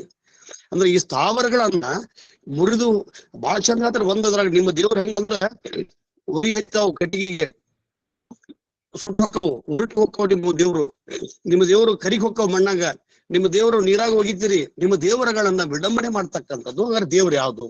ದೇವರಂದ್ರೆ ಕೇವಲ ಜೀವಜಾಲದೊಳಗಿಲ್ಲ, ತನ್ನ ಅಂತರಂಗದೊಳಗಿರ್ತಕ್ಕಂಥ ಚೈತನ್ಯ, ಅದು ದೇವರು, ಅದು ಅರಿವು ಅಂತಕ್ಕಂಥದ್ದನ್ನ ಬಹಳ ಸ್ಪಷ್ಟವಾಗಿ ಶರಣರು ಹೇಳಿದ್ರು. ಹೀಗಾಗಿ ಸ್ಥಾವರ ಕಳಿವುಂಟು ಅಂದಿನ ಕಾಲದೊಳಗೆ 900 ವರ್ಷದ ಹಿಂದ, ಇವತ್ತು ನಾವು 120 ಕೋಟಿ, 1000 ಕೋಟಿ, 10,000 ಕೋಟಿ ಕಟ್ಟಿ 108 ದೇವರುಗಳು ಕಟ್ತೀವಿ. ಅಷ್ಟು ದೊಡ್ಡ ಇದ್ರೊಳಗೆ ನಾವು ಜೀವಜಾಲಕ್ಕೆ ಬೇಕಾಗ್ತಕ್ಕಂಥ ಅದೇ ಕಟ್ಟಡಗಳನ್ನ ಆಸ್ಪತ್ರೆಯನ್ನಾಗಿ, ಶಾಲೆಯನ್ನಾಗಿ, ರೈಲು ನಿಲ್ದಾಣವನ್ನಾಗಿ, ವಿದ್ಯಾರ್ಥಿ ನಿಲಯಗಳನ್ನಾಗಿ ಮಾಡಿದಾಗ ಅದು ಜಂಗಮ ಆಗುತ್ತೆ. ಜಂಗಮದ ಅರ್ಥ ಅಂದ್ರೆ ಜೀವಜಾಲಕ್ಕೆ ಆಶ್ರಯ ಕೊಡತಕ್ಕಂಥದ್ದು. ನಾವು ಸ್ಥಾವರವನ್ನ ದೈವಿ ಶಕ್ತಿಗೆ ಒಯ್ದು ಅವ್ ಕಲ್ಲು ಇಡ್ತೀವಿ. ಅದಕ್ಕೆ ಬಸವಣ್ಣ ಬಹಳ ಅರ್ಥಪೂರ್ಣವಾಗಿ ಕಾಗೆ ವಿಷ್ಟಿಸುವ ಹೊನ್ನ ಕರ್ಷಕ್ಕಿಂತ ನಿಮ್ಮ ಶರಣರು ಜೋಗೈಸುವ ಜಮ್ಮೋಗೆ ಮಾಡಯ್ಯ, ಎನ್ನ ನರವ ತಂತಿಯ ಮಾಡಯ್ಯ, ಎನ್ನ ಬೆರಲ ಕಡ್ಡಿಯ ಮಾಡಯ್ಯ, ಉರಿದಲ್ಲಿ ಹತ್ತಿಸಿ ಬಾರಿಸು ಕೂಡಲ ಸಂಘ. ಎಂತ ರಾಗ ತೆಗೆದು ಹಾಡ್ರಿ ನೀವು ಸಂತೋಷವಾಗಿ. ಅಂದ್ರೆ the utilisation of all the organs, skin ಎಲ್ಲ ತೆಗೆದು ಸ್ಕಲ್ ತೆಗಿರಿ, ಹಾಡ್ರಿ ಅಂತಕ್ಕಂಥದ್ದು ಜೀವಪರ ಚಳವಳಿ. ಅಂದ್ರೆ ಬಸವಣ್ಣನ ಜೀವನ ಕಳಿ ಅಂದ್ರೆ ಅಲ್ಲಿ ಹಾವಿಗೆ ನೀವು ಕೊಲ್ತೀರಿ ಅಂತೀರಿ, ಹಾಲು ಹಾಕ್ತೀರಿ, ಕಲ್ಲಿನಾಗ್ರಿ ಹಾಕ್ತೀರಿ, ಅದ್ರ ಕೆರೆಗೆ ಹಾವಿಗೆ ಯಾಕೆ ಕೊಲ್ತೀರಿ ಅಂತಕ್ಕಂಥದ್ದು. ಕೊಲ್ಬೇಡ್ರಿ, ಅದು ಕೂಡ ತಪ್ಪು. ಕಲ್ಲ ತಾಗಿದ ಮಿಟ್ಟೆ ಅಂತಿರ್ಪರೆ. ಇದು ಬಹಳ ಬಹಳ beautiful simile metaphor which Basavanna has established. ಒಂದು ಮಿಟ್ಟೆ ಅಂದ್ರ ಮಿಡತೆ, ಇದನ್ನ ಎಲ್ಲರೂ ತಪ್ಪಾಗಿ ಮಿಟ್ಟೆ ಅಂದ್ರೆ ಹೆಂಟೆ, ಹಾಳಾಗ್ಲಿ. ಬಸವಣ್ಣ ಎಲ್ಲಿಯೂ ಕೂಡ ಹಾಳಾಗ್ಲಿ ಅಥವಾ ಜೀವ ವಿರೋಧಿಯ ಕೆಲಸವನ್ನ ಮಾಡಿಲ್ಲ. ಅದು ಮಿಟ್ಟೆ ಬಹಳ ಜಿಗಿತಿರ್ತೈತಿ. ಕಲ್ಲ ತಾಗಿದ ಮಿಟ್ಟೆ ಅಂತಂದ್ರೆ ಜಿಗತಾಗ ಒಂದು ಹೋಗಿ ಕಲ್ಲಿಗೆ ಪಟ್ಟತೈತಿ, ಒಂದ್ 10 ನಿಮಿಷ ಕುಂಡ್ತತಿ, ಕುಂತು ವಿಚಾರ ಮಾಡ್ತತಿ, ನಾ ಯಾಕೆ ಇಷ್ಟು ಹಾರಾಡಿದ್ನಿ. ಅದು ಅಷ್ಟಮದಗಳು, ಅಹಂಕಾರ, ರೂಪ, ಲಾವಣ್ಯ, ಆಸ್ತಿ, ದುಡ್ಡು ಎಲ್ಲ ಸಂಪತ್ತುಗಳನ್ನು ಹೊಂದ್ಕೊಳ್ತಕ್ಕಂಥ ಮದಗಳಿಂದ ಜಿಗಿತಕ್ಕಂಥ ಮಿಟ್ಟೆ ಕಲ್ಲು ತೆಗೆದಾಗ ವಿಚಾರ ಮಾಡ್ತೈತಿ. ಹಂಗ ನಾವು ಕಲ್ಲೊಳಗಿರ್ತಕ್ಕಂಥ ದೇವರನ್ನ ಕಂಡು ನನ್ನ ಮನಸ್ಸನ್ನ ವಿಕಾರಗೊಳಿಸ್ತಕ್ಕಂಥ, ನಿಷ್ಕ್ರಿಯಗೊಳಿಸ್ತಕ್ಕಂಥ, ಅಥವಾ ಇನ್ನೊಂದೇನೋ ಇವತ್ತು ಹೋಗಿ ನಾವು ತಿರುಪತಿಗೂ ಶಿರಡಿಗೂ ಎಲ್ಲೋ ಹೋಗಿ ಸಾವಿರಾರು ಕೋಟಿ ಲಕ್ಷಾಂತರ ಕೋಟಿ ರೂಪಾಯಿ ಹಾಕ್ತಿವಿ.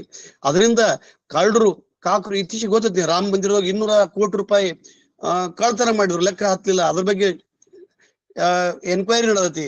ಅಂದ್ರೆ ಈಗಿನ ಕಾಲದೊಳಗ ನಮ್ಮ ಶರಣರು ಮಾಡ್ತಕ್ಕಂಥ ಕಾರ್ಯ ಅಂದ್ರ ಏನ್ ಕೆಲಸ ಮಾಡಿದಾರ ಅಂತಂದ್ರ, ಶರಣರು ಇವುಗಳನ್ನೆಲ್ಲ ಅಲ್ಲಗಳಿದ್ರು.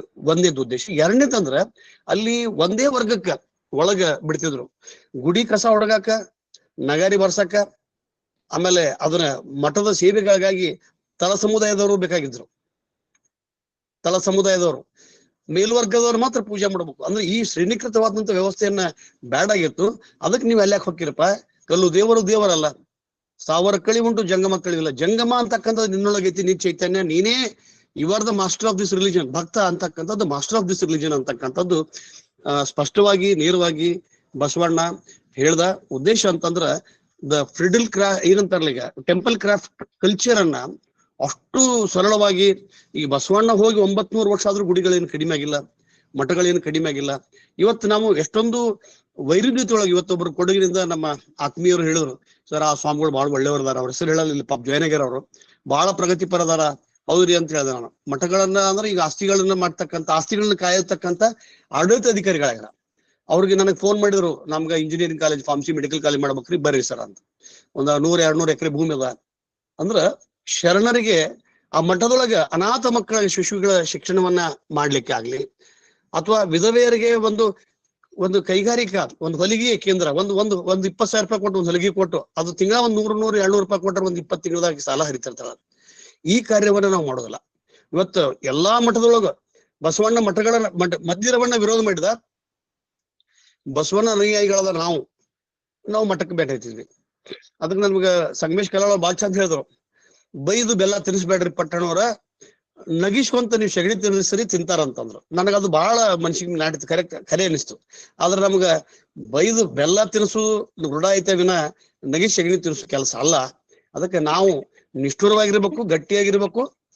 ನಾಳೆ ಬರುವುದು ನಮ್ಗೆ ಹಿಂದೆ ಬರಲಿ, ಇಂದು ಬರುವುದು ನಮ್ಗೆ ಈಗಲೇ ಬರಲಿ, ಈ ಇದಕಾರಂದವರು ಇದಕಾರ ಅಳ್ಕೋರು ಅಂತಕೊಂಡು ಬಸವಣ್ಣ ಅಂತೂ ಭಕ್ತನಂಗಳವೇ ವಾರಣಾಸಿ, ಅಲ್ಲಿ ಇರ್ತಕ್ಕಂಥ ದೇವುಗಳು ಹೆಂಗ್ ದೇವ್ರ ಹಾಕವಂತಾನ, ಮೊರಟುವ ದೇವರನ್ನ ಟೀಕೆ ಮಾಡ್ತಕ್ಕಂಥ ರೀತಿ, ಅದನ್ನ ಅಲ್ಗಳ್ತಕ್ಕಂಥ ರೀತಿ, ಸ್ಥಾವರವನ್ನ ಧಿಕ್ಕರಿಸ್ತಕ್ಕಂಥ ರೀತಿ, ದಾವರ ಹಿಂದಿನ ಇರ್ತಕ್ಕಂಥ ಸಿದ್ಧಾಂತಗಳನ್ನ ವಿರೋಧಿಸ್ತಕ್ಕಂಥ ರೀತಿ, ವೇದ ಆಗಮ ಶಾಸ್ತ್ರಗಳನ್ನ ವಿರೋಧಿಸ್ತಕ್ಕಂಥ ರೀತಿ, ಜೊತೆಗೆ ಅದೇ ಕಾಲಕ್ಕೆ ಪ್ರಾಣಿ ಬಲಿಪಶು ಮಾಡಿದಾಗ ಮೇಕೆಯನ್ನ, ಆಡನ್ನ, ಹೋತನ್ನ, ಎಲೆ ಹೋತ ಅಳುಕಂಡ, ಶಾಸ್ತ್ರವನ್ನು ಓದಿದವರ ಮುಂದೆ ಅಳುಕಂಡ. ನೀನ್ ಪಾಪ ವಿನಯಪೂರ್ವಕವಾಗಿ ಅವ್ರ ಮುಂದೆ ಅಳು. ನಿನಗ ವೇದ ಶಾಸ್ತ್ರ ಹೇಳಾರಲ್ಲ, ಅವ್ರ ಮುಂದೆ ಹೇಳು. ನೀನ್ ಹತ್ತುದಕ್ಕೆ ತಕ್ಕುದ ಮಾಡುವ ನಮ್ಮ ಕೂಡ ಸಮಾಜ ನಿನ್ನ ಹತ್ರ ನಿನಗೆ ರಕ್ಷಣೆಗೆ ಬರಬಹುದು ಅಂತಕ್ಕಂಥ ಒಂದು ಭರವಸೆ ಮಾತನ್ನು ಕೂಡ ಬಸವಣ್ಣವ್ರು ಹೇಳ್ತಾರೆ. ಹಿಂಗಾಗಿ ಸ್ಥಾವರ ಕಳಿವುಂಟು ಜಂಗಮ ಕಳಿವಿಲ್ಲ ಅಂತಕ್ಕಂಥದ್ದು, ಜಂಗಮ ಅಂತಕ್ಕಂಥದ್ದು ಬಹಳ ದೊಡ್ಡ ಪದ ಬಸವಣ್ಣ ಕಂಡುಕೊಂಡಂಥದ್ದು ಮತ್ತು ಬಸವಣ್ಣ ಅನ್ವಯಿಸಿದ್ದು. ಬಸವಣ್ಣ ಅದನ್ನ ಈ ಅಷ್ಟಾವರಣಗಳು ನಾವು ನೋಡಿದಾಗ ಏನ್ರಿ, ವಿಭೂತಿ ಇರ್ಲಿಲ್ಲೇನು, ರುದ್ರಾಕ್ಷಿ ಇರ್ಲಿಲ್ಲೇನು, ಮಂತ್ರ ಇರ್ಲಿಲ್ಲೇನು, ಇವುಗಳಿಗೆ ವಿಭಿನ್ನ ಲೋಕ ಕೊಟ್ಟ, ವಿಭಿನ್ನ ನೋಟ, ಡಿಫ್ರೆಂಟ್ ಡೆಫಿನಿಷನ್ಸ್, ಡೈಮೆನ್ಷನ್ ಕೊಟ್ಟ ಬಸವಣ್ಣ. ಅವರೊಳಗ ಕೊಳತು ಕುಂತ್ಕೊಂಡಿರ್ಬೇಕು. ಪಂಚಾಕ್ಷರ ಮಂತ್ರವ ಪಾವನವೆನ್ನುವ ಮಹಾಪಾತ್ರ ನೋಡಲಾಗುವಂತ ರಕ್ಷಣೆ. ಬಸವಣ್ಣ ಅಂತಂದ್ರ ಬಸವಣ್ಣ ಆಸ್ತಿಕನೂ ಅಲ್ಲ, ಬಸವಣ್ಣ ನಾಸ್ತಿಕನೂ ಅಲ್ಲ. ಬಸವಣ್ಣ ಜೀವಪರ, ಬಯಲನ್ನ ಪ್ರೀತಿಸಿ ಅಪ್ಪಿಕೊಂಡು ಜಗತ್ತನ್ನ, ಸಕಲ ಜೀವಾತ್ಮರನ್ನ ಪ್ರೀತಿಸ್ತಕ್ಕಂಥ ಮಹಾಮೇಧಾವಿ, ಮಹಾ ತತ್ವಜ್ಞಾನಿ, ಮಹಾ ದಾರ್ಶನಿಕ ಯಾರಂದ್ರೆ ಬಸವಣ್ಣ. ಅದು ಬಸವಣ್ಣ. ಅದಕ್ಕೆ ನಾವು ಸ್ಥಾವರಗಳನ್ನ ಇವತ್ತು ಬೆಂಬತ್ತಿ ಹೋಗಿ, ಇವತ್ತು ಸ್ಥಾವರ ನಾವು ಗುಡಿಗುಂಡ ಅಷ್ಟೇ ಅಲ್ಲ, ಯಾಕ್ರಿ ಚರ್ಚ್, ಮಸೀದಿ, ಗುಡಿಗುಂಡ ಇದ್ರ ಪ್ರಭಾವ ಕುವೆಂಪುರವರಾಗಿರ್ಬೋದು. ಗುಡಿ, ಮಸೀದಿ, ಚರ್ಚ್ಗಳ ಬಿಟ್ಟು ಹೊರ ಬನ್ನಿ, ಮನುಕುಲದ ಮಾನವತೆ ಗೀತೆಗೆ ಹೆಜ್ಜೆ ಹಾಕಿ ಬನ್ನಿ. ಗುಡಿಗಳು ಗುಡುಗುತ್ತಿವೆ, ಬಂಗ್ಲೆಗಳು ನಡುಗುತ್ತಿವೆ, ಗುಡಿಸಲು ಗುಡುಗುತ್ತಿವೆ, ಬಂಗ್ಲೆಗಳು ನಡುಗುತ್ತಿವೆ, ಎಲ್ಲೆಲ್ಲಿ ಮೊಳಗಿದೆ ನವಕ್ರಾಂತಿಯ ಕಾರಣ. ಈ ನವಕ್ರಾಂತಿ ಅಂತಕ್ಕಂಥದ್ದು ಕ್ರಾಂತಿ ಅಂತಕ್ಕಂಥದ್ದಕ್ಕೆ ಬಹುಶಃ ಅದಕ್ಕಿಂತ ಹೆಚ್ಚಿಂದು ಬಂಡಾಯ, ಅದಕ್ಕಿಂತ ಹೆಚ್ಚಿಂದು ಭುಗಿಲೋದು ಬಂಡಿ ಹೇಳ್ತಕ್ಕಂಥ ಕಾರ್ಯವನ್ನ ಶರಣರು ತನ್ನ ಕಾಲದೊಳಗ ಕಟ್ಟಿಕೊಂಡು ಸಾರ್ವಕಾಲಿಕ ಸಮಾನತೆಯನ್ನು ಸಾಧಿಸಿದ್ರು. ಅದಕ್ಕ ಇಲ್ಲಿ ಸ್ಥಾವರ ಸಂಸ್ಕೃತಿ ಒಳಗೆ ಅಸಮಾನತೆ ಐತಿ, ಸ್ಥಾವರ ಸಂಸ್ಕೃತಿ ಒಳಗೆ ನಿರ್ದಯಿ ಐತಿ. ಅದ್ರ ಮೇಲೆ ಮೊನ್ನೆ ಇವತ್ತು ನೋಡ್ರಿ ಶ್ರವಣ ಹೋಗಿ ಸುಮಾರು 120 ಕೋಟಿ ರೂಪಾಯಿದ್ದು ಹಾಲು, ಬೆಣ್ಣೆ, ವಜ್ರ ಎಲ್ಲ ಹಾಕ್ಸಿ ಎದಕ್ ಬಂತದ? ಅಂದ್ರೆ ಕೇವಲ ನಾವು ಒಂದ್ ಧರ್ಮಿ ಅಂತಲ್ಲ, ಇವತ್ತು ಸ್ಥಾವರದೊಳಗೆ ನಿರ್ದಯಿ ಐತಿ, ಅಲ್ಲಿ ಮಾನವತಾವಾದಿ ಇಲ್ಲ, ಅಲ್ಲಿ ಸಮತಾವಾದ ಇಲ್ಲ, ಇವೆಲ್ಲವೂ ಬೇಡ, ಜಂಗಮತ್ವಕ್ಕ ಮಾಡ್ರಿ. ಅದಕ್ಕೆ ಮರಕ್ಕೆ ಬಾಯಿ ಬೇರೆಂದು ಬುಡಕ್ಕೆ ನೀರಾದ್ರೆ ಮೇಲೆ ಪಲ್ಲ ಬೀಸಿತು, ಜೀವಜಾಲಕವನ್ನ ಕಾಪಾಡೋನು, ಅದ್ರ ತಳಹದಿಯಿಂದ ನಾವು ಬುಡದಿಂದ ನಾವು ಕಾಪಾಡೋನು ಅಂತಕ್ಕಂಥ ವಿಚಾರವನ್ನ ಬಸವಣ್ಣವರು ಬಹಳ ಚಂದ ಹೇಳ್ಯಾರ. ಜಂಗಮ ಬಗ್ಗೆ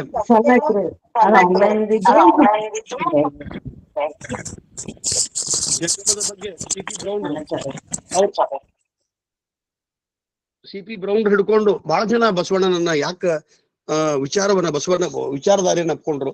ಆರ್ಥರ್ ಮೇಲ್ಸ್ ಅಂತಕ್ಕಂಥವ್ರು, ಥರ್ಸ್ಟನ್ ಅಂತವ್ರು, ಎಡ್ಗರ್ ಥರ್ಸ್ಟನ್ ಅಂತಕ್ಕಂಥವ್ರು, ಸಿ.ಪಿ. ಬ್ರೌನ್ ಅಂತಕ್ಕಂಥವ್ರು, ಎಷ್ಟು ಜನ, ಆರ್.ಸಿ. ಕಾರ್ ಅಂತಕ್ಕಂಥವ್ರು, ಎಂಥೋಮಾನ್ ಅಂತಕ್ಕಂಥವ್ರು, ಸುಮಾರು 150 ಜನರು ಬಸವಣ್ಣನನ್ನ ಕೊಂಡಾಡ್ತಾರ. ನೋವಿನ ಸಂಗತಿ ಅದು, ನಾವು ಬಸವಣ್ಣನನ್ನ ಕೇವಲ ಭಾವನಾತ್ಮಕವಾಗಿ, ಇವತ್ತು ಶ್ರೀಶೈಲ ಐನಾಪುರ ಹೇಳಿದ್ರು ಬಸವಣ್ಣನ ಹಿಂಗ್ ಮಾಡ್ಯಾರ, ಅದು ಬಹಳ ಕಷ್ಟದ ಕೆಲಸ. ಈಗ ನಾವು ಬಸವ ಕಲ್ಯಾಣದಾಗ ಬಸವಣ್ಣ ಇಲ್ಲಿಗ ಅಲ್ಲೂ ಕೂಡ ಅವನು ಸ್ಥಾವರಗೊಳಿಸಿ, ನಾವು ಬಸವಣ್ಣನ ಹೆಸರಿನೊಳಗೆ ಬಸವಣ್ಣನನ್ನ ಸ್ಥಾವರಗೊಳಿಸಿ ಜಂಗಮ ಪ್ರಜ್ಞೆಯನ್ನು ಮರಿತು ಆತನ ಉನ್ಮಾದ, ಉತ್ಸಾಹ, ಸಂಭ್ರಮ, ಸಂತಸದೊಳಗೆ ನಾವು ಕಾಲ ಕಳಕತ್ತೀವಿ. ಅದಕ್ಕೆ ನಮ್ಮ ಇರ್ತಕ್ಕಂಥ ಬಹಳ ದೊಡ್ಡ ಸವಾಲುಗಳಂತಂದ್ರ ವಚನವನ್ನ ಸರಿಯಾಗಿ ಪಚನ ಮಾಡ್ಕೊಂಡು ಈ ಸ್ಥಾವರೀಕರಣ ಎಲ್ಲ ಹಂತ. ಸ್ಥಾವರ ಅಂದ್ರೆ ಬರೀ ಕಲ್ಲು ಮಣ್ಣು ಅಂತಲ್ಲ, ನಿಷ್ಕ್ರಿಯಗೊಂಡಂತ ಮನಸ್ಸು ಕೂಡ ಸ್ಥಾವರ. ನಾವು ಮನಸ್ಸು ಗಟ್ಟಿ ಏನ್ ಆಗ್ಲಿಲ್ಲ, ನಿಷ್ಕ್ರಿಯ ಅಂದ್ರೆ ಏನು ಸತ್ ಹೆಣ ಇದ್ದಂಗ ಅದನ್ನ ಅಂತಾರ ನಾವು. ಈ ಆಮೇಲೆ ಎದಕ್ಕೆ ಉಪಯೋಗದನ ಅವು ಮಾತುಗಳನ್ನು ನೋಡಿದಾಗ ಅವು ಕೂಡ ಸ್ಥಾವರಿಗೆ ಹಾಕನ. ಅವೇನು ಗುಣಕಲಗೇನ ನಮ್ಮ ಪದಗಳನ್ನು ನೋಡ್ರಿ, ಸಾರ್ವಜನಿಕರು ಜನಪದರಿಗೆ ಬಳಸುವ ಗುಣಕಲಗೇನ ಎದಕ್ಕೂ ಉಪಯೋಗ ಇಲ್ಲ. ಮರತೊಲಿ ಬಿಡಂಗಿಲ್ಲ, ಅದೆಲ್ಲೂ ಸಾರ ಅಂತಂದ. ಸ್ಥಾವರ ಅಂತಕ್ಕಂಥದ್ದು ನಿಷ್ಕ್ರಿಯ, ಜಂಗಮ ಅಂತಕ್ಕಂಥದ್ದು ಕ್ರಿಯಾಶೀಲ, ಚಲನಶೀಲತೆ. ಈ ಅರ್ಥದೊಳಗೆ ನಾವು ತಿಳ್ಕೊಂಡು ವಚನ ಸಾಹಿತ್ಯ ಇದು ಜೀವಪರ ಕಾಳಜಿಯನ್ನು ಹೊಂದಿದೆ, ಮಾನವ ವಿರೋಧಿಯನ್ನಲ್ಲ. ಕಲ್ಲು ಮಣ್ಣುಗಳು ಬೇಕು, ಅದು ನಮ್ಮ ಆಶ್ರಯಕ್ಕೆ. ಕಲ್ಲು ಮಣ್ಣುಗಳು ನಮ್ಮ ಆಶ್ರಯಕ್ಕೆ ಬೇಕು. ಇಷ್ಟು ಸಾವಿರಾರು ಮನೆಗಳನ್ನ, ಲಕ್ಷಾಂತರ ಮನೆಗಳನ್ನ ಕಟ್ಟಬಹುದಾದಂತ ಸಂದರ್ಭದೊಳಗೆ ಒಂದು ಗುಡಿ ಕಟ್ಟಿ ನಾವು 10,000 ಕೋಟಿ ರೂಪಾಯಿ ಹಾಳು ಮಾಡ್ತೀವಿ ಅಂತಂದ್ರೆ ನಮ್ಮ ಮೂರ್ಖತನ. ಮತ್ತೆ ಅಲ್ಲಿ ರೊಕ್ಕ ತುಡುಗಾಕತಿ. ಈ ಎಲ್ಲ ಚರ್ಚ್ಗಳಿರ್ಲಿ, ಮಸೀದಿಗಳಿರ್ಲಿ, ವಿಹಾರಗಳಿರಲಿ, ಎಲ್ಲಗಳಲ್ಲಿ ಒಂದು ನನಗೆ ಸಂತೋಷ ಅಂದ್ರೆ, ಇವತ್ತ ನಾನು ಸಿಖ್ ಸಮುದಾಯದ ಬಗ್ಗೆ ನನಗೆ ಬಹಳ ಗೌರವ ಅಂತಂದ್ರ, ಸಿಖ್ ಸಮುದಾಯದೊಳಗೆ ನಡೀತಕ್ಕಂಥ ಲಂಗರ್. ಅವತ್ತ ನಾವು ಎಲ್ಲೇ ಗುರುದ್ವಾರ, ಇಡೀ ಜಗತ್ತಿನೊಳಗೆ ಎಲ್ಲೇ ಗುರುದ್ವಾರ ಇರಲಿ, ಅಲ್ಲಿ ಉಚಿತವಾಗಿ ಆಹಾರವನ್ನು ಕೊಡ್ತಕ್ಕಂಥ, ಅದು ಪರಿಶುದ್ಧವಾದಂತ ಒಳ್ಳೆ ಆಹಾರವನ್ನು ಕೊಡ್ತಾರೆ. ನಾನು ನಾಂದೇಡ್ಗೆ ಹೋದಾಗಲಿ, ಆಮೇಲೆ ದಿಲ್ಲಿಗೆ, ನಾನು ಎಲ್ಲೆಲ್ಲಿ ಗುರುದ್ವಾರ ಹೋದಾಗ ನಾನು ಅವ್ರ ಸಂಸ್ಕಾರ ನೋಡ್ಬೇಕು. ಅಲ್ಲಿ ಆ ಚಪ್ಪಲಿಯನ್ನು ಮೇಲಿರ್ತಕ್ಕಂಥ ನಿಜವಾದ ಗಣಾಚಾರ, ಭ್ರಷ್ಟಾಚಾರ ಎಲ್ಲವನ್ನ ಅಲ್ಲಿ ಮಾಡ್ತಾರ. ನಾವು ಸುಮ್ಮನೆ ಹೇಳ್ತೀವಿ, ಶಬ್ದದೊಳಗೆ ಕಟ್ಟಿ ಹಾಕ್ತಿವಿ, ಮತ್ತೆ ಸ್ವಾಮಿಗಳು ಬಂದು ಸ್ವಾಮಿಗಳು ಬೀಳ್ತೀವಿ, ನಮ್ಗೆ ಎದಿ ಲಿಂಗ ನೆಲಕ್ಕೆ ಬೀಳ್ತೈತಿ. ಹಿಂಗಾಗಿ ನಾವು ಲಿಂಗವನ್ನು ಕೂಡ ಸ್ಥಾವರ ಮಾಡಬೇಡ ಅಂತಾನೆ ಬಸವಣ್ಣ. ಎರೆದರೆ ನೆನೆಯೋದು ಮರೆದರೆ ಬಾರ್ದು ಅಂತಾನ.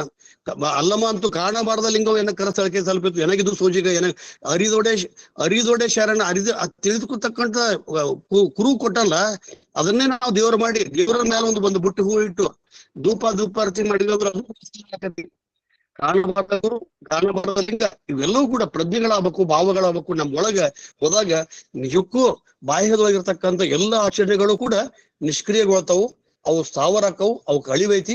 ಒಳಗಿರ್ತಕ್ಕಂಥ ಚೈತನ್ಯವನ್ನ ಹೊರಗೆ ರೂಢಿಸ್ಕೊಂಡು ಒಳ ಹೊರಗಿನ ಸಮನ್ವಯ ಮಾಡ್ಕೊಂಡಾಗ ಅದುವೇ ಸಾಮರಸ್ಯ, ಲಿಂಗಾಂಗ ಸಾಮರಸ್ಯ, ಅದುವೇ ಶಿವಯೋಗ ಅಂತಕ್ಕಂಥ ಮಾತನ್ನ ನಾನು ಹೇಳಿ ಸ್ವಲ್ಪ ಹೆಚ್ಚು ಮಾತಾಡಿದ್ರೆ ಕ್ಷಮೆ ಇರಲಿ. ನೇರವಾಗಿ ಹೇಳ್ಬೇಕಂದ್ರ, ನಮ್ಮದು ಇದು ದಾಂಪತ್ಯ ಧರ್ಮ ಅಲ್ಲ, ಇದು ಕಾವ್ಯಗಳ ಧರ್ಮ ಇಲ್ಲ. ನಮ್ಮಲ್ಲಿ ಪೀಠ ಮಠಗಳು, ಯಾಕಂದ್ರೆ ಏನಾಗ್ಯಾವ ಮಠಗಳ ಬಗ್ಗೆ ನೀವು ನೋಡ್ತೀರಿ. ನಿನ್ನೆ ಒಬ್ಬ ಸ್ವಾಮಿ, ಬಿಜಾಪುರ ಜಿಲ್ಲಾ ಸ್ವಾಮಿ 100 ಕೋಟಿ ರೂಪಾಯಿ ಆಸ್ತಿ ಮಾರಿ ಹೋಗ್ಬಿಟ್ರಂತ. ಮೊದಲಿನ ಬಂಧನ ಸ್ವಾಮಿಗಳು ಪಾಪ 100 ರೂಪಾಯಿ ಕೂಡಿಸಿ ಸಂಸ್ಥಾ ಕಟ್ಟಿದ್ರು, ಈಗಿನವ್ರಿಗೆ 100 ಕೋಟಿ ಮಾರಿ ಓಡ್ ಹೋಗ್ತಾರ. ಎಲ್ಲಾ ಸ್ವಾಮಿಗಳದ್ದು ಟಿವಿ ಅವ್ರು ನೋಡಕತ್ತೀರಿ. ಅದಕ್ಕೆ ನಾವು ಭಕ್ತನನ್ನ ಪ್ರಧಾನವಾಗಿ ಇಟ್ಕೊಂಡು ಅರಿವೇ ಗುರು ಆಚಾರ್ಯವೇ ಲಿಂಗ ಅನುಭವವೇ ಜಂಗಮ ಅಂತಕ್ಕಂಥ ಒಂದು ತತ್ವದಾಗ ನಾವ್ ಏನಾದ್ರೂ ಹೋದ್ವಿ ಅಂದ್ರ ಅದು ನಿಜಕ್ಕೂ ಬಸವಣ್ಣನಿಗೆ ಸಲ್ಲಿಸ್ತಕ್ಕಂಥ ನಿಜವಾದ ಗೌರವ ಅಂತಕೊಂಡು ಮಾತನ್ನ ಹೇಳ್ದಿ. ನನ್ನ ಮಾತಿಗೆ ವಿರಾಮ ಹೇಳ್ತೇನೆ. ಶರಣು ಶರಣಾರ್ಥಿ. 900 ವರ್ಷಗಳ ಹಿಂದೆ ಶರಣರು ಸಾರಿದ ಸತ್ಯವನ್ನು ಎಕೋ ಆಗಕತ್ತೈತಿ. ಒಂದ್ಸಲ ಸೌಂಡ್ ಬಂದ್ ಮಾಡಿ 900 ವರ್ಷಗಳ ಹಿಂದೆ ಶರಣರು ಸಾರಿದ ಸತ್ಯವನ್ನು ಸ್ಥಾವರಕ್ಕಳಿವುಂಟು, ಜಂಗಮಕ್ಕಳಿವಿಲ್ಲ.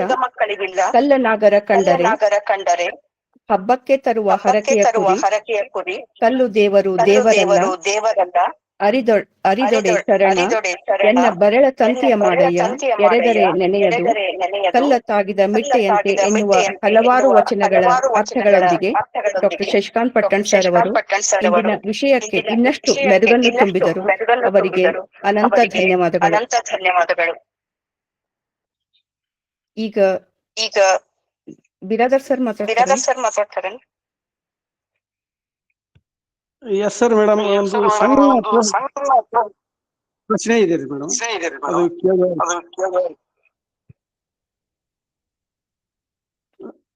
ಕೇಳಿ ಸರ್. ಕೇಳ್ತಾರೆ ಮೇಡಮ್. ಓಂ ಶ್ರೀ ಗುರು ಬಸವಲಿಂಗಾಯ ನಮಃ. ಇವತ್ತು ಕಲಾ ಸರ್ ಕೇಳಿಸ್ತಾರೆ ಮೇಡಮ್? ಕೇಳಿಸ್ತೈತೆ. ಮಾತಾಡಿ ಸರ್. ಇವತ್ತು ಕಲಾ ಸರು ಅತ್ಯಂತ ಮನಮುಟ್ಟು ಹಾಗೆ ಈ ಉಪನ್ಯಾಸವನ್ನು ನೀಡಿದ್ರು. ನನಗೆ ಬಹಳ ಇಷ್ಟ ಆಯ್ತಿದು. ಅದ್ರ ಒಂದು ಕ್ವಶನ್ ಸ್ವಲ್ಪ ರೈಸ್ ಆಯ್ತು ನನ್ನಲ್ಲಿ. ಸುಮಾರು 850 ವರ್ಷಗಳ ಹಿಂದೆನೆ ನಮ್ಮೆಲ್ಲರನ್ನು ದೇವಾಲಯಗಳಲ್ಲಿ ಪ್ರವೇಶ ನಿರಾಕರಿಸಿದ್ರಿಂದ ಬಸವಣ್ಣವರು ದೇಹವನ್ನೇ ದೇವಾಲಯವನ್ನು ಮಾಡಿಕೊಟ್ರು ನಮ್ಗೆ. ಅಷ್ಟೇ ಅಲ್ಲ, ಇವೆಲ್ಲ ಮೂಢನಂಬಿಕೆಗಳನ್ನೆಲ್ಲ ನಮಗೆ ಬಿಡಲು ಹೇಳಿದರು. ಈ ರೀತಿ ನಮ್ಗೆಲ್ಲ ಹೊಸ ಒಂದು ವೈಚಾರಿಕ ಜ್ಞಾನಗಳನ್ನು ಕೊಟ್ಟರು ಕೂಡ ಇವತ್ತಿಗೂ ನಾವು ಆ ದೇವಾಲಯಗಳಲ್ಲಿ ಪ್ರವೇಶ ಬೇಡ್ತೀವಿ, ಆ ದೇವಾಲಯಗಳಲ್ಲಿ ನಾವು ಪೂಜೆ ಮಾಡ್ಲಿಕ್ಕೆ ಅವಕಾಶ ಕೊಡ್ರಿ ಅಂತ ಹೇಳುವಂತ ಮನಸ್ಥಿತಿಗಳು ಯಾಕೆ ಇನ್ನೂ ಉಳ್ಕೊಂಡಿದ್ದಾರೆ? ದೇವಾಲಯಗಳಲ್ಲಿ ಪ್ರವೇಶ ಮಾಡಬಾರ್ದು ಅಂತಕ್ಕಂಥ ಹೇಳಿದ್ರು ಕೂಡ ಮಾಡ್ಲಿಕ್ಕೆ ಹವ್ಯಾಸ ಯಾಕೆ ಇನ್ನೂ ಉಳ್ಕೊಂಡು ಬಂದಿದೆ? ಇತ್ತೀಚೆಗೆ ನಮ್ಮ ಈ ಖರ್ಗೆ ಅವರಿಗೂ ಕೂಡ ಅಲ್ಲಿ ಹೋಗಿ ಭಾಷಣ ಮಾಡಿ ಬಂದುದರಿಂದ ಆ ನೆಲೆಯನ್ನೆಲ್ಲ ಅದನ್ನ ಸ್ವಚ್ಛ ನೀರಿನಿಂದ ತೊಳೆದ್ರು. ಇಂತಹ ಒಂದು ಪರಿಸ್ಥಿತಿ ಒಳಗಡೆ ನಮ್ಮ ಜನಾಂಗ ಇನ್ನೂ ಏನು ದೇವಾಲಯದ ಪ್ರವೇಶ, ದೇವಾಲಯದಲ್ಲಿ ನಾವು ಗುಡಿ ಪೂಜೆ ಮಾಡ್ತೀವಿ, ನಮ್ಗೆ ಯಾಕೆ ಕೊಡಂಗಿಲ್ಲ ನೀವು ಅಂತಕ್ಕಂಥದ್ದು ಪ್ರಶ್ನೆ ಮಾಡ್ತಾರಲ್ಲ, ಇದಕ್ಕೇನು ಈ ಆಂತರಿಕವಾದಂತ ಭಾವನೆಗಳನ್ನು ಏನ್ ಇದ್ದಿರ್ಬೇಕು ಅನ್ನೋದನ್ನು ಸ್ವಲ್ಪ ನಮಗೆ ಸ್ಪಷ್ಟಪಡಿಸ್ಬೇಕು ಸರ್. ಸರ್, ಅದು ಲಿಂಗನಿಷ್ಠೆ, ಲಿಂಗ ಯೋಗ ಅಂತಕ್ಕಂಥದ್ದು ತನ್ನ ಕರು, ತನ್ನ ಅರಿವು, ತನ್ನ ಚೈತ್ಕಲೆ, ತನ್ನ ಚೈತನ್ಯವನ್ನ ಗುರುತಿಸ್ತಕ್ಕಂಥ ಇದು. ಅರಿವಿಲ್ಲದಾಗ ಲಿಂಗವನ್ನರಿಯದೆ ಏನನ್ನ ಅರಿದರೂ ಫಲವಿಲ್ಲ, ಅಲ್ಲಮರ ವಚನ. ಲಿಂಗವನ್ನರಿಯದೆ ಏನನ್ನ ಅರಿದರೂ ಫಲವಿಲ್ಲ, ಲಿಂಗವನ್ನ ಅರಿತ ಬಳಿಕ ಮತ್ತನ್ನೇನು ಅರಿದರೂ ಫಲವಿಲ್ಲ. There is no other syllabus when you understand linga ಅಂತ. ಇಷ್ಟು ಲಿಂಗವನ್ನು ತಿಳ್ಕೊಂಡ ಮೇಲೆ ಮತ್ತೆ ಬೇರೆ ಯಾಕೆ ವಿಷಯ ತಿಳ್ಕೊಂತೀರಿ ಅಂತಕ್ಕಂಥದ್ದು. ಹಿಂಗಾಗಿ ನಮ್ಮ ವಿಚಾರಗಳು, ನಮ್ಮ ಆಲೋಚನಾ ಕ್ರಮಗಳು ಲಿಂಗ ಕೇಂದ್ರಿತವಾಗಿ, ಲಿಂಗದ ಸುತ್ತಮುತ್ತ. ಲಿಂಗ ಅಂತಕ್ಕಂಥದ್ದು ಆಬ್ಜೆಕ್ಟ್ ಅಲ್ಲ, ಲಿಂಗ ಅಂತಕ್ಕಂಥದ್ದು ಒಂದು ಸಬ್ಜೆಕ್ಟು. ಲಿಂಗ ಸ್ವಾಯತ, ಲಿಂಗ ಸನ್ನಿಹಿತ, ಲಿಂಗ ಆಯತ. ಲಿಂಗ ಆಯತ ಮಾಡ್ಕೊಂತೀವಿ. God is with me, god is in me, I am the god. ನಾ ದೇವನಾಗಬಹುದು ಅಲ್ಲದೆ ನೀ ದೇವನಾಗಬಹುದೇ. ದೈವತ್ವವನ್ನ ಶರಣರು ಆ ರೀತಿಯಾಗಿ ಕಂಡರ.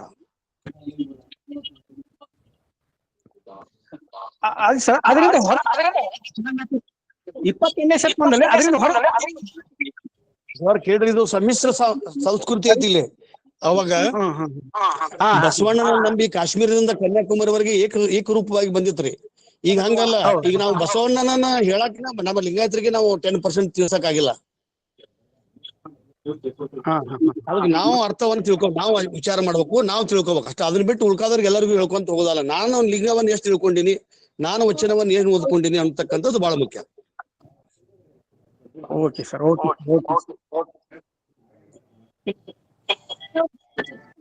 ಧನ್ಯವಾದಗಳು ಸರ್. ಮತ್ತಾರು ಮಾತಾಡ್ತೀರಿ? ಸರ್,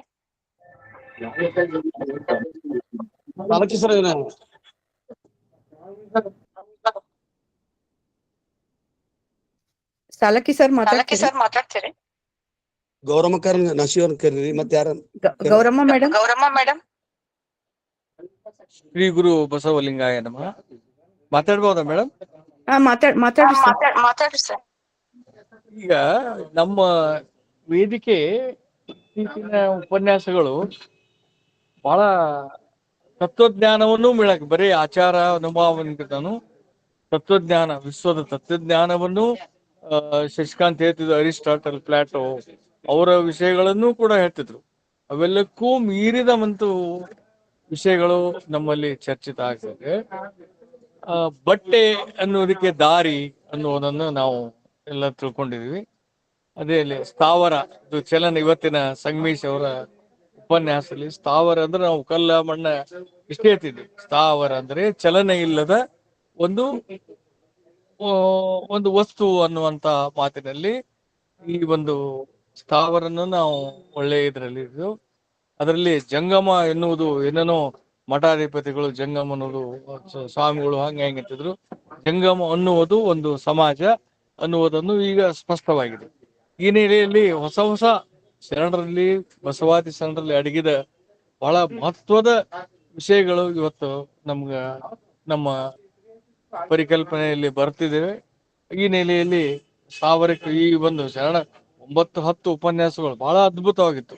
ನಿನ್ನೆ ಆಶಾದೇವಿಯವ್ರದ್ದು ಬಹಳ ಒಳ್ಳೆ ಹೆಣ್ಣು ರಕ್ಕಸಿ ಅಲ್ಲ, ನಾನು ಅದು ಸಂವಾದದಲ್ಲಿ ವೇಳೆ ಕಡಿಮೆ ಐತೆ ನಾನು ಮೆಸೇಜ್ ಹಾಕಿಬಿಟ್ಟೆ. ಯಾಕಂದ್ರೆ ನಮ್ಮ ವೇದಿಕೆ 3 ಸಂಘಟನೆಗಳು ಮಹಿಳೆಯರಿಗೆ ಹೆಚ್ಚಿನ ಗೌರವವನ್ನು ಕೊಡುವುದು ಆ ಒಂದು ವಿಷಯ ನಮಗೆ ಹೆಮ್ಮೆ ಎನ್ನುವಂತ ದಾರಿಯಲ್ಲಿ ಈ ಒಂದು ರಕ್ಕಸಿಯಲ್ಲ, ಹೆಣ್ಣು ರಕ್ಕಸಿಯಲ್ಲ, ಒಂದು ಬಹಳ ಅದ್ಭುತವಾದ ಮಾತುಗಳನ್ನು ನಾವು ಕೇಳಿದಿವಿ. ಅದಕ್ಕೆ ಒಳ್ಳೆಯ ಉಪನ್ಯಾಸಗಳು ಶರಣ ಮಾಸದಲ್ಲಿ ನಡೀತಿವೆ. ಮತ್ತೊಮ್ಮೆ ಧನ್ಯವಾದಗಳು. ಶರಣಾರ್ಥಿ. ಧನ್ಯವಾದಗಳು ಸರ್. ನಿರ್ಮಲಾ ಮೇಡಮ್ ಮಾತಾಡ್ತೀರಾ? ನಿರ್ಮಲಾ ಬಟ್ಟಲ್ ಮೇಡಮ್.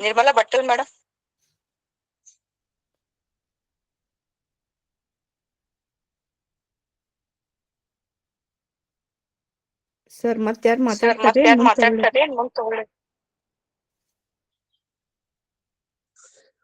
ಪಡ್ನಾಡ ಸರ್ಕಾರ ಪಡ್ನಾಡ್ ಸರ್.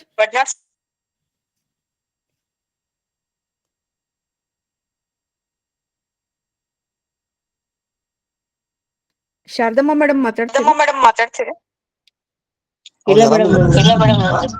ಶರಣಾರ್ಥಿ ಸರ್. ನಾನು ಇಲ್ಲಿ ಅನುಭವ ಮಂಟಪದ ಪ್ರವಚನ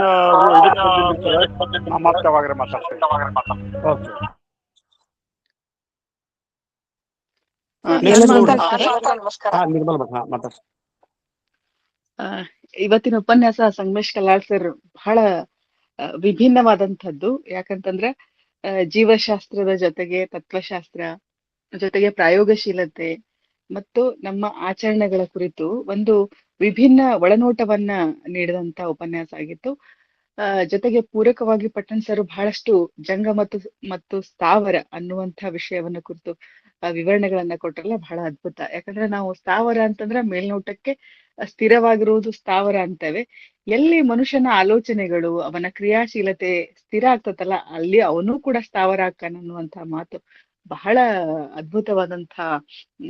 ಮತ್ತು ನಮ್ಮನ್ನ ಕ್ರಿಯೆಗೆ ಒಳಪಡಿಸ್ಕೊಳ್ತಾನೆ ಇರ್ಬೇಕು. ನಾವು ಮನುಷ್ಯರು ಕೂಡ ಸ್ಥಾವರವಾಗುವ ಸಾಧ್ಯತೆಗಳು ಜಾಸ್ತಿ ಇದ್ದಾಗ ನಾವು ನಮ್ಮನ್ನ ಚಲನಶೀಲ ಜಂಗಮನನ್ನಾಗಿ ಹೇಗ್ ಮಾಡ್ಕೊಳ್ಬೇಕು ಅನ್ನುವಂಥ ನಿಟ್ಟಿನೊಳಗ ಇವತ್ತಿನ ಉಪನ್ಯಾಸ ಬಹಳ ಅದ್ಭುತವಾಗಿ ಮೂಡಿ ಬಂತು. ಸಂಗಮೇಶ್ ಕಲ್ಲಾಳ್ ಸರ್, ನಿಮ್ಗೆ ಅಭಿನಂದನೆಗಳು. ಬಹಳ ಚೆನ್ನಾಗಿ ವಿಷಯವನ್ನ ಹೇಳಿದ್ರಿ. ಅಪಿಸ್ಟಮಾಲಜಿ ಅದೆಲ್ಲ ಬಂತಲ್ಲ, ನಂಗೆ ಬಹಳ ಖುಷಿ ಅನಿಸ್ತು. ಓಕೆ, ಇದನ್ನ ಎಷ್ಟು ಚೆನ್ನಾಗಿ ನೀವು ಅದನ್ನ ಕನೆಕ್ಟ್ ಮಾಡ್ತಾ ಹೋಗ್ತಾ ಇದ್ದೀರಿ ಅನ್ನುವಂಥದ್ದು. ಹೀಗೆ ವಚನ ಸಾಹಿತ್ಯ ಮತ್ತು ವಚನ ಸಾಹಿತ್ಯದ ಒಳ ಹರವು ಮತ್ತು ವಚನಕಾರರ ಒಳ ದೃಷ್ಟಿಕೋನಗಳನ್ನ ಹಿಂಗೆ ವಿಶ್ಲೇಷಣೆ ಮಾಡ್ತಾ ಹೊಸ ಹೊಸ ಆಲೋಚನೆಗಳನ್ನ ನಾವು ವೇದಿಕೆಯ ಮೂಲಕ ಜಗತ್ತಿಗೆ ಕೊಡೋಣ, ಜನರಿಗೆ ಕೊಡೋಣ.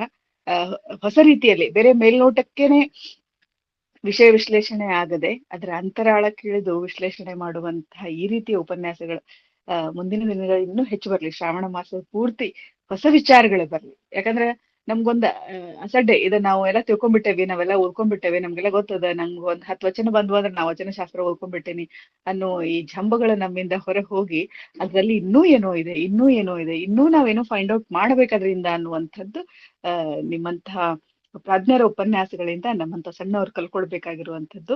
ಅಂತಹ ಮಾರ್ಗದರ್ಶಿ ಆದಂತಹ ಉಪನ್ಯಾಸ ನೀಡಿದಂತಹ ಕಲಾಲ್ ಸರ್ಗೆ ಧನ್ಯವಾದಗಳು. ವೇದಿಕೆಗೂ ಧನ್ಯವಾದಗಳು. ನಮಸ್ಕಾರ. ಧನ್ಯವಾದಗಳು ಮೇಡಮ್. ಈಗ ಶರಣ ಸಮರ್ಪಣೆ ತಗೊಳ್ಳಿ ಸರ್. ಈಗ ಶರಣ ಸಮರ್ಪಣೆ ಶಾಂತಾ ದುಳಂಗೆ ಮೇಡಮ್ ಅವರಿಂದ. ಶಾಂತಾ ಮೇಡಮ್. Okay madam. ಓಂ ಶ್ರೀ ಗುರು ಬಸವಲಿಂಗಾಯ ನಮಃ. ಶರಣೆ ಅಕ್ಕ ಮಹಾದೇವರ ಒಂದು ವಚನ.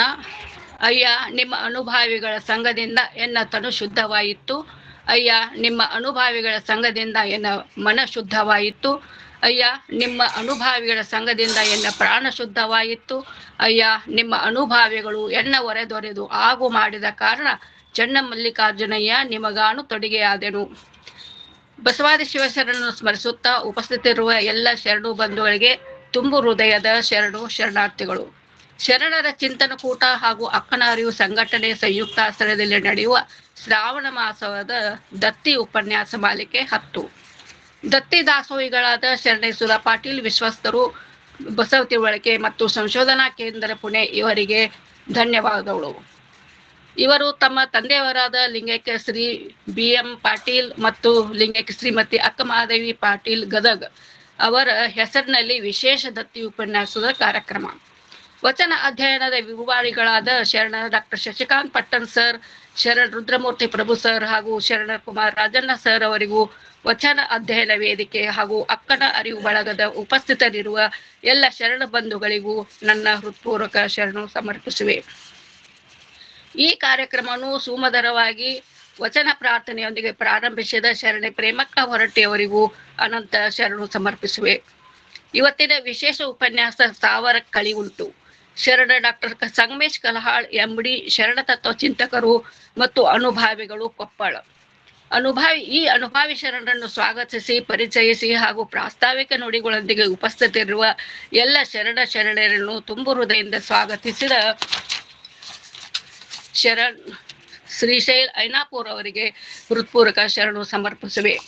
ನಮಗೆಲ್ಲ ಈ ವೇದಿಕೆಯಲ್ಲಿ ಶರಣರ ಕುರಿತು ಚಿಂತನ, ವಚನ ವಿಶ್ಲೇಷಣೆ ಹಾಗೂ ಶರಣರ ಕುರಿತು ಓದುವುದು, ಬರೆಯುವುದು ಹಾಗೂ ಉಪನ್ಯಾಸ ನೀಡಲು ಕಲಿಸುತ್ತಾ ಪ್ರತಿಯೊಬ್ಬರಿಗೂ ಪ್ರೋತ್ಸಾಹಿಸಿ ನಿರಂತರ ಅನುಭವವನ್ನು ಹಂಚಿಕೊಳ್ಳಲು ರೂಪಿಸುತ್ತಿರುವ ಮತ್ತೆ ವೇದಿಕೆ ಬೆಳೆಸುತ್ತಿರುವ ಶರಣರಾದ ಡಾಕ್ಟರ್ ಪಟ್ಟಣ್ ಸರ್ ಅವರಿಗೂ ಧನ್ಯವಾದ ಹೇಳುತ್ತಾ ಆರ್ಥಿಕ ಶರಣು ಸಮರ್ಪಿಸುವೆ. ಅತ್ಯಂತ ಅದ್ಭುತವಾಗಿ ಅರ್ಥಪೂರ್ಣವಾಗಿ ಸ್ಥಾವರ ಕಳಿ ಉಂಟು. ಈ ವಿಷಯದ ಬಗ್ಗೆ ಉಪನ್ಯಾಸವನ್ನು ಎಲ್ಲರ ಮನ ಮುಟ್ಟುವಂತೆ ತಿಳಿಸಿ ಉಪನ್ಯಾಸ ಪ್ರಸ್ತುತಪಡಿಸಿದರು. ಇವರಿಗೆ ವೇದಿಕೆ ಪರವಾಗಿ ತಮ್ಮೆಲ್ಲರ ಪರವಾಗಿ ಅತ್ಯಂತ ತುಂಬು ಹೃದಯದಿಂದ ಅನಂತ ಶರಣು ಸಮರ್ಪಿಸುವೆ. ಮಾರ್ಗದರ್ಶನದ ನುಡಿಗಳನ್ನಾಡಿದ ಶರಣ ಡಾಕ್ಟರ್ ಶಶಿಕಾಂತ್ ಪಟ್ಟಣ್ ಸರ್ ಅವರಿಗೂ ಹಾಗೂ ಸಂವಾದದಲ್ಲಿ ಪಾಲ್ಗೊಂಡಿರುವ ಎಲ್ಲ ಅನುಭಾವಿ ಶರಣರಿಗೂ ಹಾರ್ದಿಕ ಶರಣು ಸಮರ್ಪಿಸುವೆ. ಈ ಕಾರ್ಯಕ್ರಮವನ್ನು ಅತ್ಯಂತ ಸುಂದರವಾಗಿ ನಿರೂಪಣೆಯೊಂದಿಗೆ ಶೋಭೆ ತಂದ ಶರಣೆ ಸುಧಾ ಪಾಟೀಲ್ ರವರಿಗೂ ಹೃತ್ಪೂರ್ವಕ ಶರಣು ಸಮರ್ಪಿಸುವೆ. ಸುಶ್ರಾಯವಾಗಿ ವಚನ ಮಂಗಳ ಮಾಡುವ ಶರಣೆ ರೇಣುಕಾ ಬಾಲ್ಕೋಟೆಯವರಿಗೂ ಅನಂತ ಶರಣು ಸಮರ್ಪಿಸುವೆ. ನಿರಂತರ ತಾಂತ್ರಿಕ ಸೇವೆಯೊಂದಿಗೆ ಕಾರ್ಯಕ್ರಮವನ್ನು ನಡೆಸಿಕೊಡುವ ಶರಣೆ ಡಾಕ್ಟರ್ ದಾನಮ್ಮ ಜಳಕಿ ಹಾಗೂ ಶರಣೆ ಡಾಕ್ಟರ್ ಜಯಶ್ರೀ ಪಟ್ಟಣರವರಿಗೂ ಹಾರ್ದಿಕ ಶರಣು ಸಮರ್ಪಿಸುವೆ. ಈ ಕಾರ್ಯಕ್ರಮವನ್ನು ಸಂಘಟಿಸಿ ಮುನ್ನಡೆಸುತ್ತಿರುವ ಶರಣೆ ಪ್ರೊಫೆಸರ್ ಶಾರದಮ್ಮ ಪಾಟೀಲ್, ಶರಣೆ ಡಾಕ್ಟರ್ ಸರಸ್ವತಿ ಪಾಟೀಲ್ ಮೇಡಮ್, ಶರಣೆ ಗೌರಮ್ಮ ಕಣಾಸಿ, ಶರಣೆ ಸುಧಾ ಪಾಟೀಲ್, ಡಾಕ್ಟರ್ ಶಾರದಾಮಣಿ ಹುಣಸಾಳ್, ಶರಣೆ ವಿಜಯಲಕ್ಷ್ಮಿ ಹಂಗರ್ಗಿ ಇವರಿಗೆಲ್ಲ ಹಾರ್ದಿಕ ಶರಣು ಸಮರ್ಪಿಸುವೆ. ಈವರೆಗೂ ಕಾರ್ಯಕ್ರಮದಲ್ಲಿ ಉಪಸ್ಥಿತರಿದ್ದು ಪ್ರೋತ್ಸಾಹಿಸಿದ ಎಲ್ಲ ಅಕ್ಕನ ಅರಿವು ಬಳಗದ ಶರಣೆಯರಿಗೆಲ್ಲ ಹೃತ್ಪೂರ್ವಕ ಶರಣು ಸಮರ್ಪಿಸುವೆ. ಸರ್ವರಿಗೂ ಭಕ್ತಿಯ ಶರಣಾರ್ಥಿಗಳು. ಜೈ ಗುರು ಬಸವ. ಧನ್ಯವಾದಗಳು ಮೇಡಮ್. ಈಗ ಶರಣು ಸಮರ್ಪಣೆ ರೇಣುಕಾ ಬಾಗಲಕೋಟೆ ಮೇಡಮ್ ಅವರಿಂದ. ವಚನ ಮಂಗಳ. ಓಂ ಶ್ರೀ ಗುರು ಬಸವಲಿಂಗಾಯ ನಮಃ. ಎಲ್ಲರಿಗೂ ಶರಣಾರ್ಥಿ.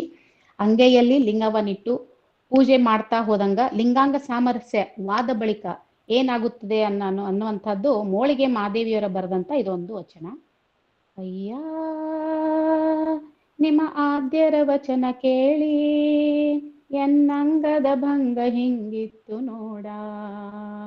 ಅಯ್ಯ ನಿಮ್ಮ ಆದ್ಯರ ವಚನ ಕೇಳಿ ಎನ್ನಂಗದ ಭಂಗ ಹಿಂಗಿತ್ತು ನೋಡ. ಅಯ್ಯ ನಿಮ್ಮ ಶರಣರ ಸಂಗದಿಂದ ಮಹಾಲಿಂಗದ ಸಂಯೋಗವಾಯಿತು ನೋಡ.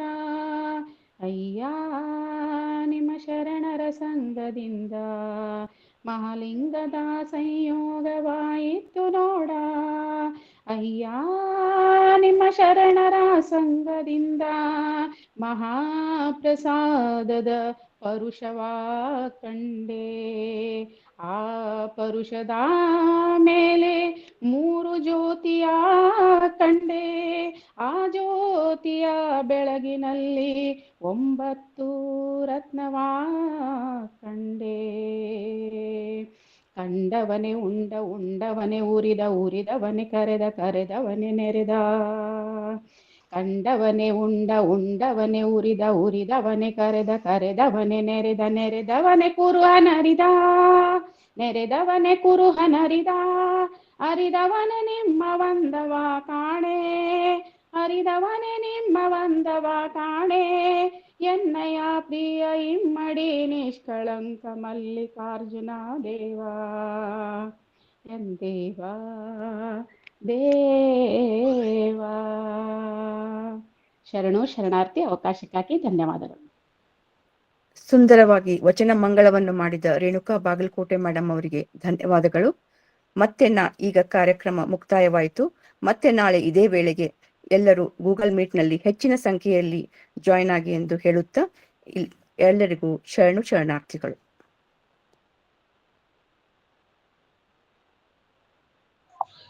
ಎಲ್ಲರಿಗೂ ಶರಣು ಶರಣಾರ್ಥಿಗಳು. ಎಲ್ಲರಿಗೂ ಶರಣು ಶರಣಾರ್ಥಿಗಳು.